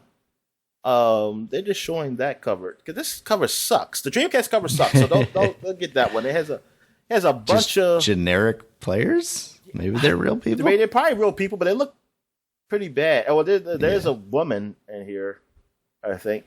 I don't know if that person in the purplish shirt is a woman too. I'm not sure. But yeah. Wait a minute. Maybe it's it is Serena. Okay. It says new features include ability to slice and play as a female player. Oh, this is the first one you can play as female players. Wow. Oh, there. So there you go. Thank you, Serena. It's because of Serena and Venus Williams. They finally say like, okay, it's getting popular. They're getting popular, so let's get them in there. They say let's get the skirts in there. I see it on the Wikipedia. That's exactly what they said. We're gonna get the skirts in there. But where did I see the I'm trying to think how did I see it then? How did I see the virtual tennis? Maybe on like Moby Games. It probably was. I think Moby Games must have showed me the wrong cover or something. Let me see. I see. Okay, I'm seeing the cover now, and it's Sega Sports Tennis they're in the front of. Not Virtual Tennis 2, which is made by Sega also. But I've also got this one. Hold on. I'm going to put it in the notes here. Because, I didn't see that one. I saw, like, that is weird. So, what the fuck is Sega Sports Tennis? That's just Virtual Tennis. Okay, here it is. Okay, now I got it. Virtual Tennis 2, known as Tennis 2K2 in North America. And Power Smash 2 in Japan. Good God. It's a sequel to Virtual Tennis that was released on Sega Dreamcast, Sega Naomi arcade unit, and Sony's PlayStation 2, known as Sega Sports Tennis in North America. Okay, so Sega Sports Tennis is I'm about to say Virtual Tennis is Sega. So I don't know why. Okay, they just got different names. Yeah, why there would be multiple. Gotcha. So there you go. Okay, I see the cover here. But yes, and they do we had the Serena and Venus Williams on the front, so that was cool seeing that. And and it being the first, and that kind of makes the sense, like that being the first female they have female players. They have them up there, probably one of two most famous, actually just plain tennis players at the time, because Pete Sampras is on the downhill, even though he did win the U.S. Open that year, I believe. Look at them though. They got Venus in the front, thinking she was going to be the star, Dominic. Yeah, because I remember it was Hewitt. Hewitt was number one. He lost the semifinals to Agassi, and Agassi had to play Sampras. That's why I was into tennis. Like I used to love, and then I had somebody in the U.S. to root for the men's. I had Agassi and Pete Sampras, so I was always rooting for. And then Venus, I was rooting for Venus, and then Serena came up, and I was rooting for like when they played each other. I just root for them just to be in the championship, and I didn't care who won. But I was into tennis like the early 2000s. I was really into tennis, and then until Sampras sucked, and then Federer started coming up big. I mean, it was cool seeing Federer come up, but then I was like, oh, there's no other. I was like rooting for Andy Roddick to say, okay, Kim Roddick, you can do it. And then he didn't do it. And then I was like, oh, man. So, well, at least you got a hot wife. I say, though. All right. So, what else we have here? Okay, we got Evolution Worlds for the GameCube, which is a JRPG. And, I don't know. It came out in Japan. So I don't know when it come out in the US. So I don't know why I mention it. So it's not important right now because it's not like a big game. So we'll get there. All right. Enclave came out for the Xbox, which is a game that is on Xbox. And I don't know. It's a third-person action RPG. It doesn't have good scores, 66 on Metacritic. Oh, okay. And but it's guess fantasy. That it's is Witcher.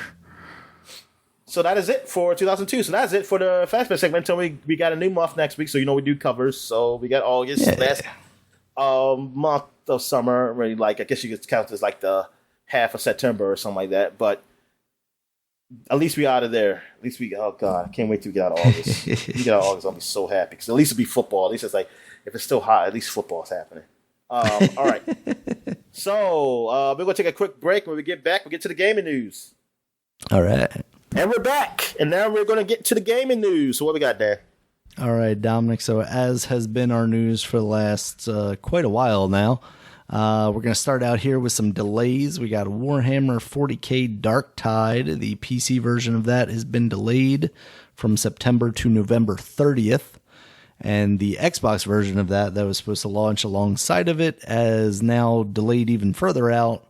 And they're just basically saying right now, shortly after, so probably sometime in 2023. I was really waiting for that game. Actually, I forgot about it, but I do want to play it. But now that I've reminded you of its existence, yeah, because that's the one that's like Left 4 Dead, but now set in the 40k universe, unlike Vermintide, which was set in the old Knights and stuff. Bunch of fucking rats. Yeah. All right, we also have Lord of the Rings Gollum. That has been delayed. Wait a minute, is Darktide like future rats? Did you like? The mech rats, basically, yeah. Yeah, you're going to be very disappointed with the amount of ratage in that game as well, Dominic. All right, so Gollum, that's been delayed. No specific date on that one. They're just saying a few months. I still don't like... I have no level of excitement or anticipation for this game whatsoever. I don't know that we've seen enough to make any sort of judgment call there, but he's ugly. I mean, he is ugly. But not because like that. True to form. They made him ugly. He's already ugly. But no, I don't either. I'm not. Well, look, I didn't ever play Styx, the goblin guy. So. I don't know. I mean, this will at least be like, hey, Lord of the Rings, but I don't know. I'm not a stealth guy. I'm not. I wasn't looking forward to this because I'm not really into stealth in that way. Yeah. I know it's not from the same era, but I wonder how much this will be hurt by not releasing as close to the Amazon series launching as it previously was. When is the launch of that series? August, I think, mid to late August is when that's coming out. So, because that and the new Game of Thrones show also comes out in August, I think. So I wonder how that new Game of Thrones show is going to be. Yeah, it sounds like George R.R. Martin is more involved in this one. So it's still not finished the book. So like, if I was the person who went to read the book, it's like, you get the fuck out of get away from these shows and finish that damn book. He wasted too much time on Elden Ring, Dominic. Yeah. Doesn't even show. I still want to know what the hell he did in Elden Ring. He wrote some item descriptions, since that's where all the story is anyway. Yeah. So I don't know. I'm fine with it coming out whenever it comes out. If they needed more time to work on it, then take the time. Oh no, yeah. But then again, I'm not waiting for it. But still, No. even if I was, it's not ready. It's not ready. I can't do anything about. All I can do is just fall on the ground and scream and be mad. Absolutely. All right, Dominic, and some more positive news, kind of the reverse of delays. We've got Valve is speeding up the production of Steam Decks, and as such, it seems like right now all of the pre-orders that they currently have will be fulfilled by the end of the year. So if you previously had a 2023 date, it sounds like those have been moved up into the fourth quarter of this year. So it sounds like maybe we'll be at a point soon where if you order a Steam Deck, you might actually be able to get it within like a month of ordering it. So that's pretty cool. Yeah, and hopefully if I won this Mega Million, I can go get one. Let me see these numbers here. Did you buy your ticket in Illinois? If not, I might have some bad news for you. Ah, shit. But made the main mistake. Damn. Maybe there's like a lesser ticket that you, I'm trying to find like five at of the least numbers. At least get like 3 numbers. Yeah, maybe. I know I ain't get the Powerballs. Yeah. Fuck this thing. It's all rigged. Barack Obama won it. All right. He's the only person I know in Illinois. All right, Dominic. Next up, we've got some Sony stuff from PSVR. What's his name? Oh, get out of here. Never mind. Go ahead. All right, we got some PSVR 2. Bill Murray. There you go. Is he in Chicago? I know he always goes to the Cubs games. Okay, that makes sense then. I guess I never thought about that, but yeah, you do see him at Cubs games a lot. All right, so we got PSVR 2 news. They basically put out a blog post on the Sony blog saying, hey, like we've got boundary stuff like you do in Oculus. They also, which is cool because I don't think they had it as part of PSVR, but cinematic mode. So basically any content on the PS5 you can ingest through that headset, whether it be 2D games or movies. You can just watch them in like a virtual screen like you do on the Oculus. So that is very nice because I know you've used that for movies in the past, even when you weren't watching like the 3D ones in Oculus. So that's cool. Gives you another use for that as well if you don't. Okay, I'm sorry. I was reading about the Mega Million thing. You're feeling jealous. So what are we talking about? So the PSVR 2 is going to have a cinematic mode, which is basically like just projection in the screen so you can watch movies or play your games, your traditional games in the VR headset. Oh, okay. Yeah, so like when you watch like a Netflix or something and or you play a game on a big screen. I mean, I guess if they make a bigger screen, so probably you play cool. it on.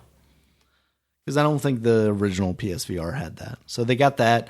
They also have the ability for you to stream. Yeah, okay, cinematic mode. So even the games will be 1080p in there too. They were even that's awesome. If that's the case, yeah. Yep, absolutely.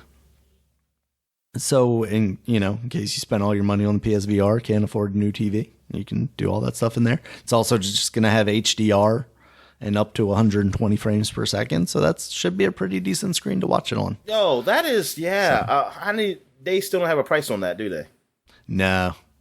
And with the next news I have here, that the Meta Quest is raising its price in August by $100.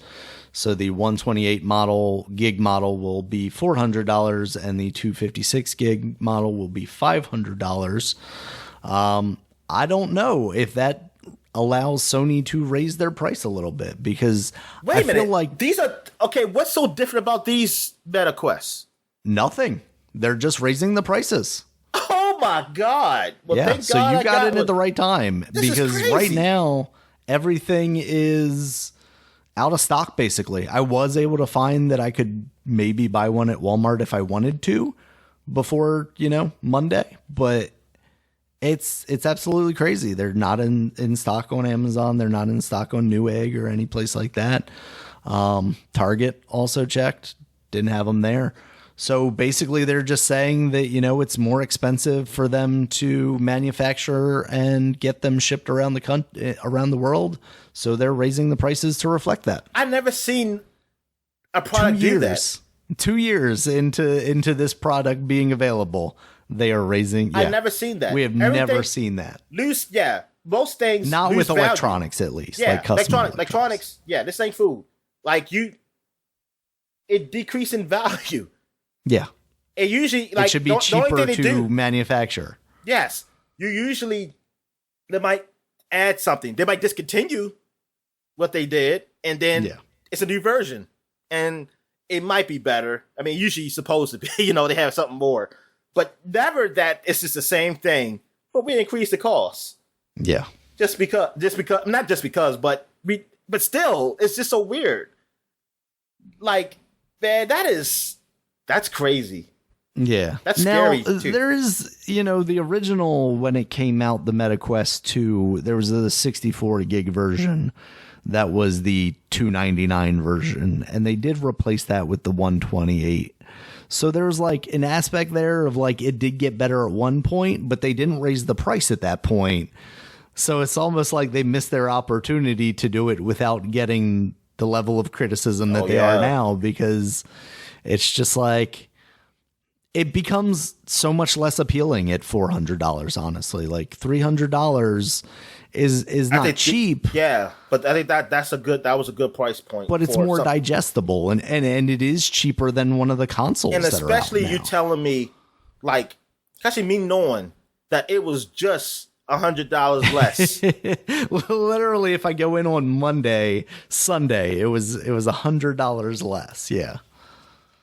And that's not even factoring in, around Black Friday, you could have got it with like a $50 gift card and stuff like that. Now it's just like, and for a company like Meta / Facebook, who, has plenty of money, like, what are we doing here? It's so wild. As kind of a quote unquote make good, they are going to make Beat Saber free for people that purchase it between August 1st and December 31st. Well, basically get it free. That 20. Damn it, Dominic. You keep saying that, and that next thing they're going to do is raise the price $100 more. Maybe that's the problem. Is they're like, oh, everybody is pirating our software. We need to raise prices to compensate for that. I don't know, man. It's just like part of me is like, oh man, now I got to get one like in the next 2 days. And then the other part of me is like, fuck. Well, I'll let it raise price, and then I'm just not going to worry about it because I'm definitely not getting one at that point. There is also another like upgraded version that's supposed to be coming out this year still, I think. But I want to say it's more focused towards like higher end stuff. It's not going to be, the cheap accessible kind of one. So it's not like they're coming. I mean, obviously they're not coming out with a new version of this, because why would you raise the price if you're going to do that? But yeah, it just feels unprecedented. Like it's ridiculous that 2 years into the life cycle of this product, we're now seeing an increase of $100 instead of a decrease of anything at all. Good God. This is wow. This is wow. Yeah. But I wonder if it does give Sony a little more headroom there. Like, I feel like because the PSVR 2, it doesn't have, built-in computer stuff, so it should be cheaper than the MetaQuest, which means it should have been cheaper than $300. I would say max it should be $250. I would hope for it to be more in the range of like $150, $200 maximum. But I feel like now it gives them a little more room to kind of stretch out, and maybe they want to charge $300 for this freaking thing. I can't remember what the PSVR launched at originally. Launch price. Let's see. Yeah, that thing came in at $400 for the original PSVR. So I could see Sony bringing this thing in at $350. Good God. And that's where I feel like they couldn't justify that price if you have the MetaQuest hanging out there. And you need the PS5. Yeah, exactly. So I feel like I feel like you can't release a PSVR 2 at the same price as the Meta Quest when I can just pick up Meta Quest and go, but also plug it into my PC if I have a powerful enough PC with just the price of a USB cable. But now we're getting into the range of like, they don't have to be the same price, but they can be the same price as they used to be because now the Meta Quest is $100 more. Also, I hate saying Meta Quest. Still an Oculus to me, damn it, Dominic. So what do you think, Dominic? Are you happy you got it when you got it? I mean, yeah, but I mean, put like this, if it was going up like this, I wouldn't even care. Like I wouldn't be that. But I would have been mad because I would have played my systems and pissed. And like, oh man. So I guess that would have been my question, or is my question. At $400, would you have even considered that thing? No. Which is I would be looking for a used one. Yeah. And I'm glad Which is shitty because like obviously you like it a lot. You know what? Yeah. I hope they were in time to get two. They only got one. Yeah. And they seem to be okay with one. So maybe I hope they're okay with that. Yeah. And their daughter is too young, so if not, you better text them right now to check everywhere they can. But yeah, it's crazy to me, especially from such a big company. Like, we're at the point where we should almost be seeing PlayStations and Xboxes. If the supply chain wasn't so bad right now, I feel like we would be at the point where we would be looking for price drops in those two consoles. Yeah, but the fact that supply hasn't met up with demand yet, I don't think we will anytime soon. Oh, no. But it feels like Oculus is one of those things that you could walk into a store and get without too much trouble. You know, right around the beginning of the pandemic, I know there were some issues, but that was basically like with everything. But as of late, it feels like, you know, they've been back in stock. That was the one thing you could walk into a store and actually pick up as far as like new gaming hardware. But man, it's fucking wild, wild west, Dominic. Are we going to start seeing Sony and Microsoft try and squeak a little bit more money out of these consoles? I don't know. Oh, say that again? Do you think Sony or Microsoft might consider the option of raising the prices on their consoles? No. They don't have the balls. Definitely not. It's just fucking wild. Facebook. That's what you get if you trust Facebook, Dominic. All right. In some other news, Dominic, this comes out of a Bloomberg story. Jason Schreier put out an article basically about the kind of change in company culture around Rockstar and the way things are going over there, as well as a little bit about Grand Theft Auto 6. Apparently, the story is going to revolve around kind of a Bonnie and Clyde-esque couple, and one of the protagonists that will be a playable character is a Latina woman, Dominic. The internet is angry because you can play as a lady. How dare them? What internet is crazy? I didn't see that. The side of the internet that's always angry about these things, and we should really just learn to ignore. That's the side of the internet. I mean, that's really unreasonable to be angry about, honestly. I mean, it's nothing. There's no justification for that if there is. And I'm not going to just say somebody's angry unless I see it. That's what I'm really trying to say. I'm sure they are, but I haven't seen it because I haven't seen it. So I'm not going to pretend. So I'm just going. Not that I'm pretending it's not there. It's just that who the fuck? How you gonna get fucking angry over a made up character? It's not like it's based off anything. But whatever. Yeah. But no. That's cool. That's cool that you can finally play as a woman in a Grand Theft Auto game. Yeah, because it's never been done. We never play. I mean, unless you're talking about online, and they don't have a super early ones. I think they don't talk. Your character doesn't talk or anything. Yeah. But now, I wonder more about like what the setting is going to be for this. Like, where in the country are we taking place? Is it going to be in a different country? What is the environment we're going to be spending time in? That's cool. Yeah, I'm curious about that. But it says it's going to be a Bonnie and Clyde kind of story. Yeah, just like not necessarily like time or anything like that, but just, a couple committing crimes. Yeah. Just like that. Okay. That movie that came out a couple of years ago with what's his name in it? Daniel Kaluuya. That one. Slim and something. Remember that movie? Yeah, dang, I didn't want to because I don't like that movie. All right. We'll move on, Dominic. But no. I mean, I still want to talk about the Grand Theft Auto. Yeah, Yes. because what? So yeah, okay. This is. I think some people. I know there might be some people who want it to just be a created character, and like you just might have the voice, kind of like you do in Saints Row. I think some people really wanted that just to say, "Hey, let us." But I also okay with this because you're telling a story, like you're telling a deeper story, A specific one. Yeah, right? you can be really specific with the story with that. Yeah, I agree. with having the character being who they are, like what the creators want, and not so much as that. Like, yeah, Saints Row is made for that. It's made for that. Hey, yeah, you just be anybody. You don't mean shit. But no, Grand Theft Auto it's always. I mean, 3 is not counting 1 and 2, the one before that. 3. Now you were like a no talking character. You could have been a great character in that one. That's the only one out of the post Grand Theft Auto 3 ones. I mean, like post Grand Theft Auto 2, really. Yeah. Where you could have done that.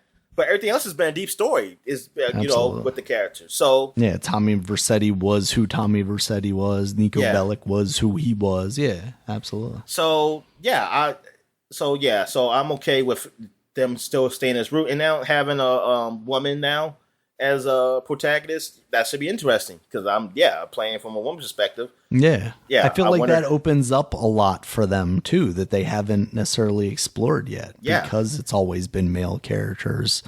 There's stuff in society that they haven't been able to necessarily, critique in the same way that you would. With because now when you have sex with hookers, like male hookers, now you got to worry about you're pregnant. Yeah, that you can add that stuff in there. I don't know if I want this future, Dominic. Yeah, I mean, I always love Grand Theft Auto games. The single players, I played it for multiplayer because my friends play it, even though I hate it. But I don't hate it. The joy is. You wish they were better. Yeah. I would definitely wish it was better. But I definitely, I want to see this game because now with these new graphics and like just how big this world can be because just what they did with 5, it's like, whoa, what you gonna do with 6 now? What can you do to really make it better? How soon do you think we could be seeing that game? We'll see some screenshots next year. The game will be out in 2024 by the end of the year. I'm gonna say 2024 at the end of the year.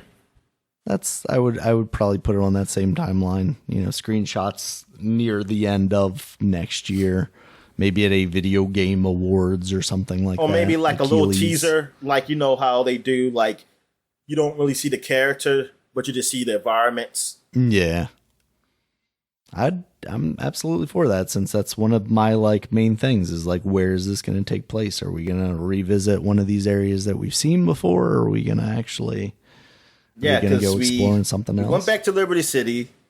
We went back to San Andreas.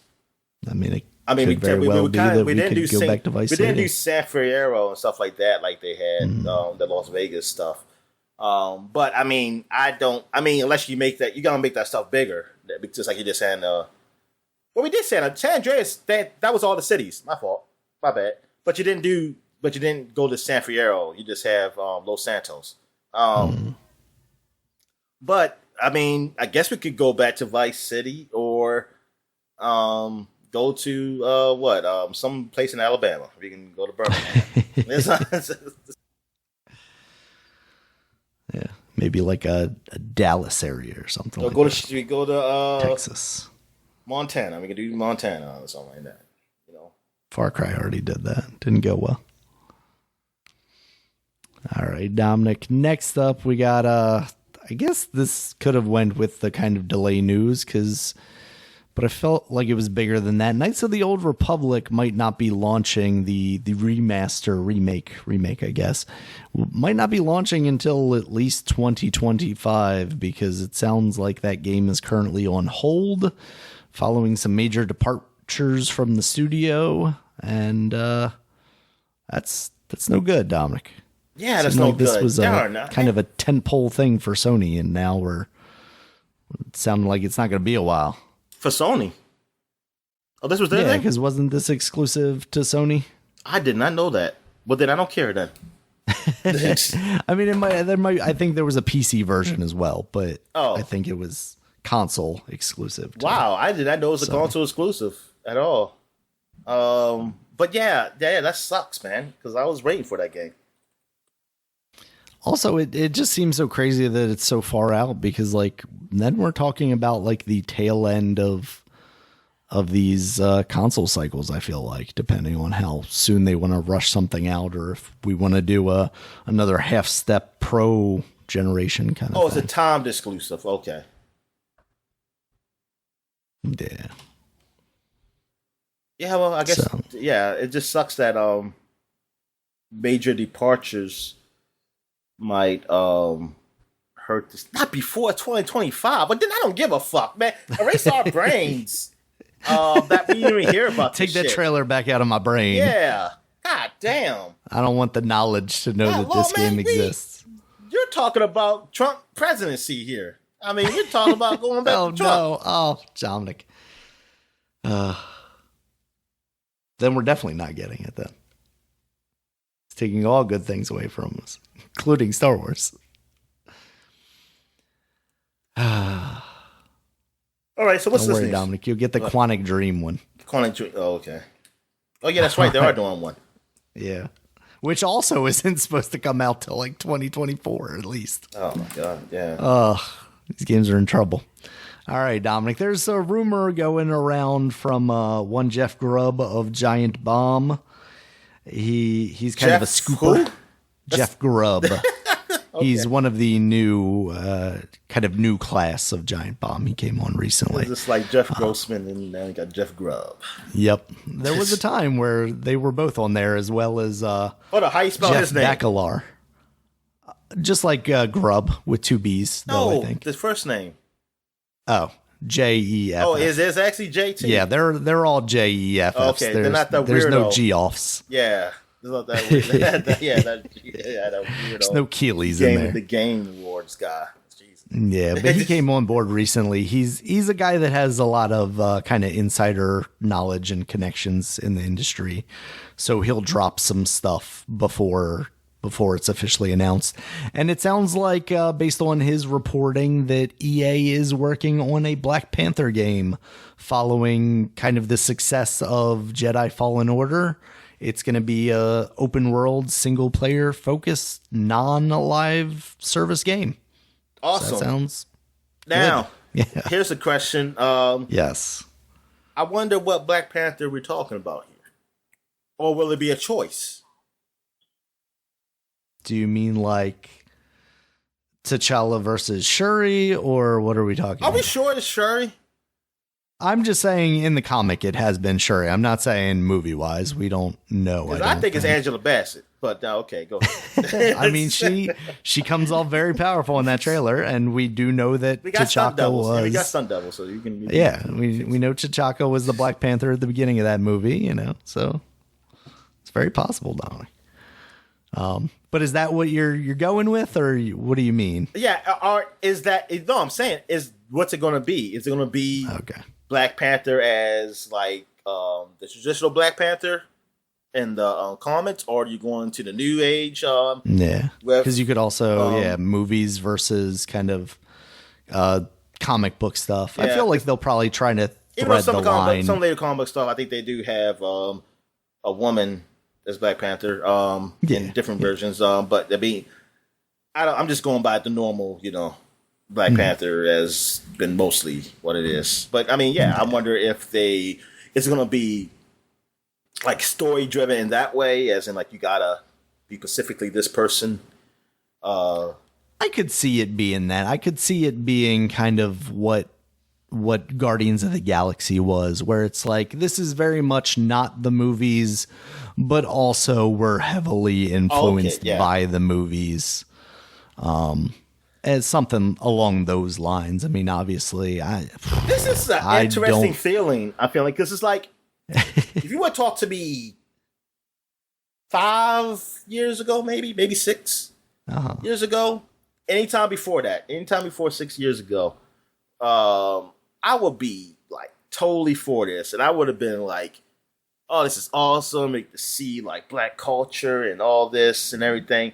But now that I'm not really a Pan-African, it's still nice to see this stuff. I mean, this type of culture, even though it's not totally mine's, right? Even though people want to say it is. I mean, it's fine. It's just like another culture, and that's totally fine. It's just, it's a lot of things that Black Panther has embedded into its like into the movie, and I haven't read the latest comic book, so I don't know. But on the movie culture that they got from old African tribes, that now that I know what those tribes are, it sucks for me because I'm like, you did it for this tribe. It sounds good, but I know this tribe, they sold slaves to white people.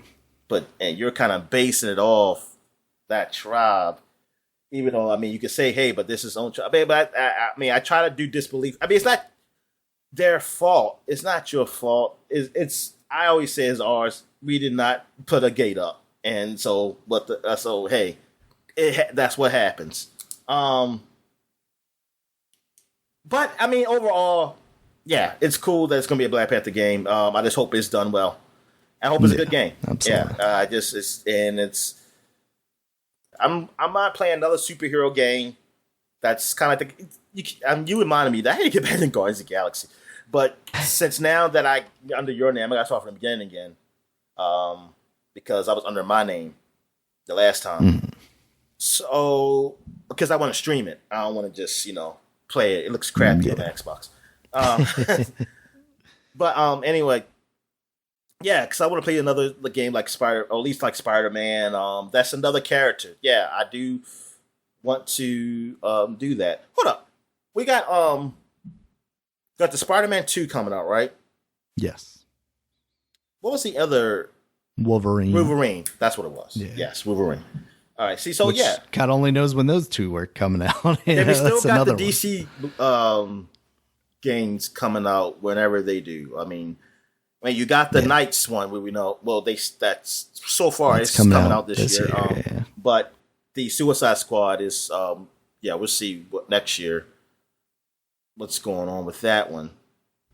So yeah, I mean, as far as combo games, it's looking all right.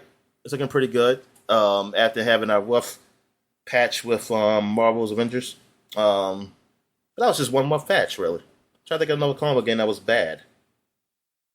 No, because you had the Spider-Man, and Miles Morales was good, and before that, Batman was Batman Arkham Knight was good. I mean, it was just a little bloated, but it was good.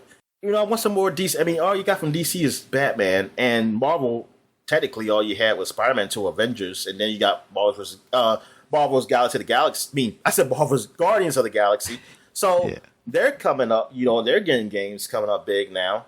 Recently, so now in DC, you got still another Batman game though without Batman, and it's honestly a little surprising that it's taken them this long to start kind of cashing in on. It really is on those characters. That doesn't count as a phone game. Yeah, it really is. I mean, they got that Marvel phone game, that's out. Yeah, but whatever. But yeah, and then Warner Brothers not really cashing in. They could have done like a Green Lantern thing, man. Yeah, that could have been huge. We do have a Wonder Woman game, right, from them too. That was announced, right? I could have sworn it was, but it seemed like people forgot about it. I think the Wonder Woman 2 movie ruined it. It probably ruined it. Like, nobody cares about this shit anymore. It ruined it. Yes, that was officially announced, so that is coming. And that's being, wait a second, that's being developed by Monolith Productions, And the team making Black Panther is actually led by Kevin Stevens, who formerly was at Monolith, which is the company that made like the Lord of the Rings, Shadow of Mordor, So and he stole some assets. And he's going to put them in there. See, yep. Those games. What I'm saying is Black Panther and Wonder Woman are going to be the exact same game. Yeah. Yeah. So. Yeah, you're going to have that Black Panther shield. You're going to have that shield like this, like coming up. It's going to have the Panther logo in the middle.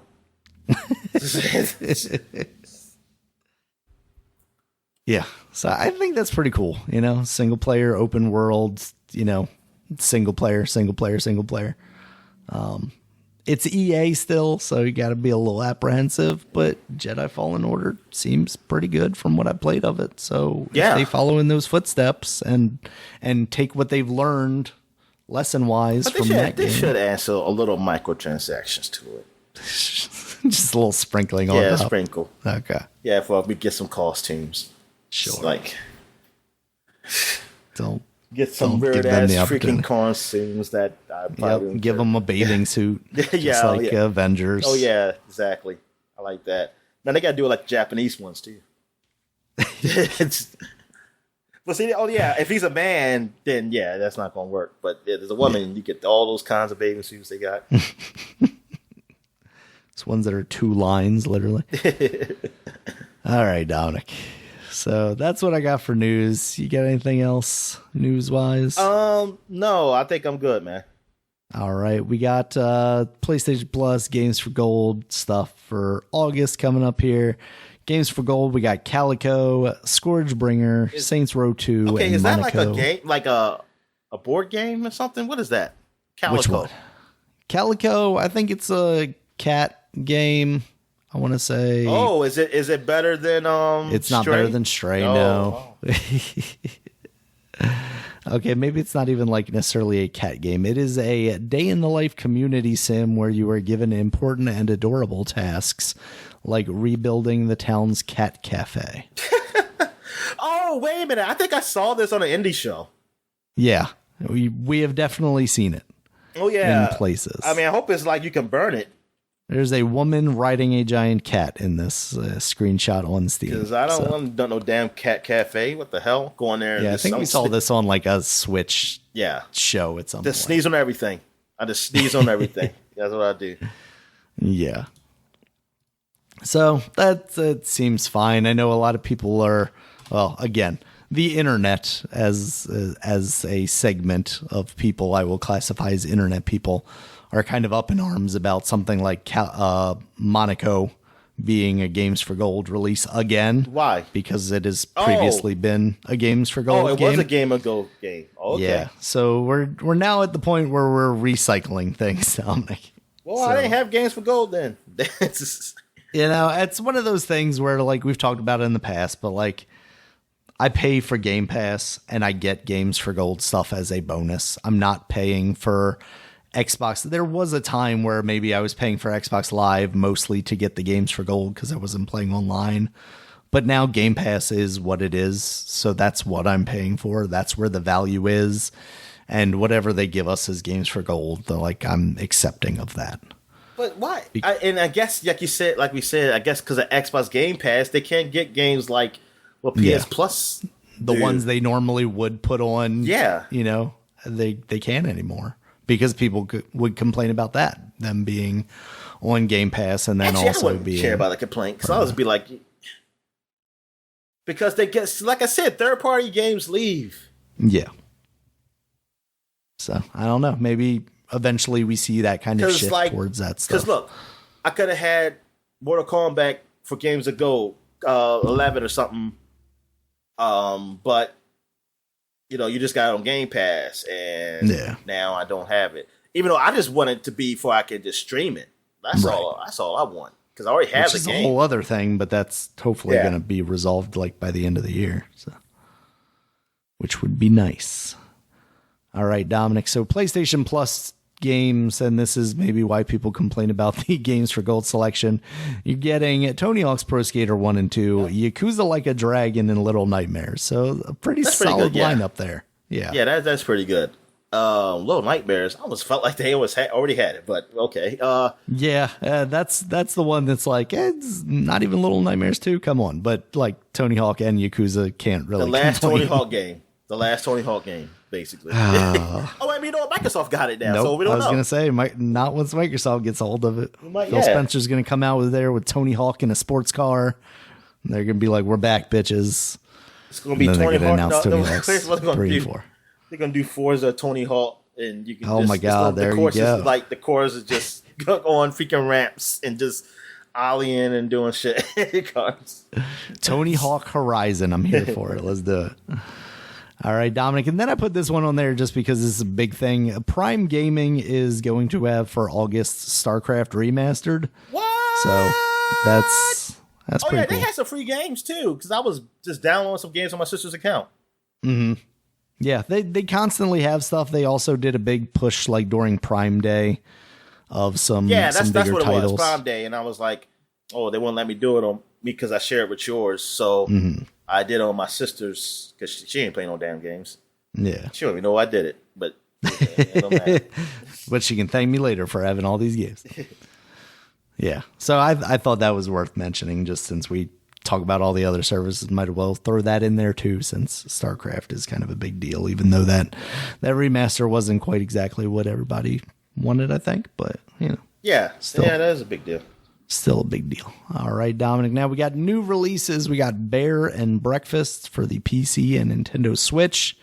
So as the title might allude to, you are a bear. That's the and you're running a bed and breakfast. Yeah, they want to. Yeah, and then they eat you. Yes, because you're stupid and you went to a bear hosted a bed and breakfast. Yep, that is the true ending of that game every time. They lure you in with this comfort and sensibility, and then next thing you know, you're bear food. You also have Hellpoint for the Xbox Series X as like a third-person action game. You got Digimon Survive, that's now out on the PC, Nintendo Switch, PS4, and Xbox One. So Digimon still alive and strong, Dominic. And you got Survive. What does that survive mean? That's what I want to know. You got to survive against the scourge of Pokemon. Digimon, the true survivors. They've made it all these years. Because it's a survival game. So apparently it is a visual novel / tactical role-playing game this time. What the fuck?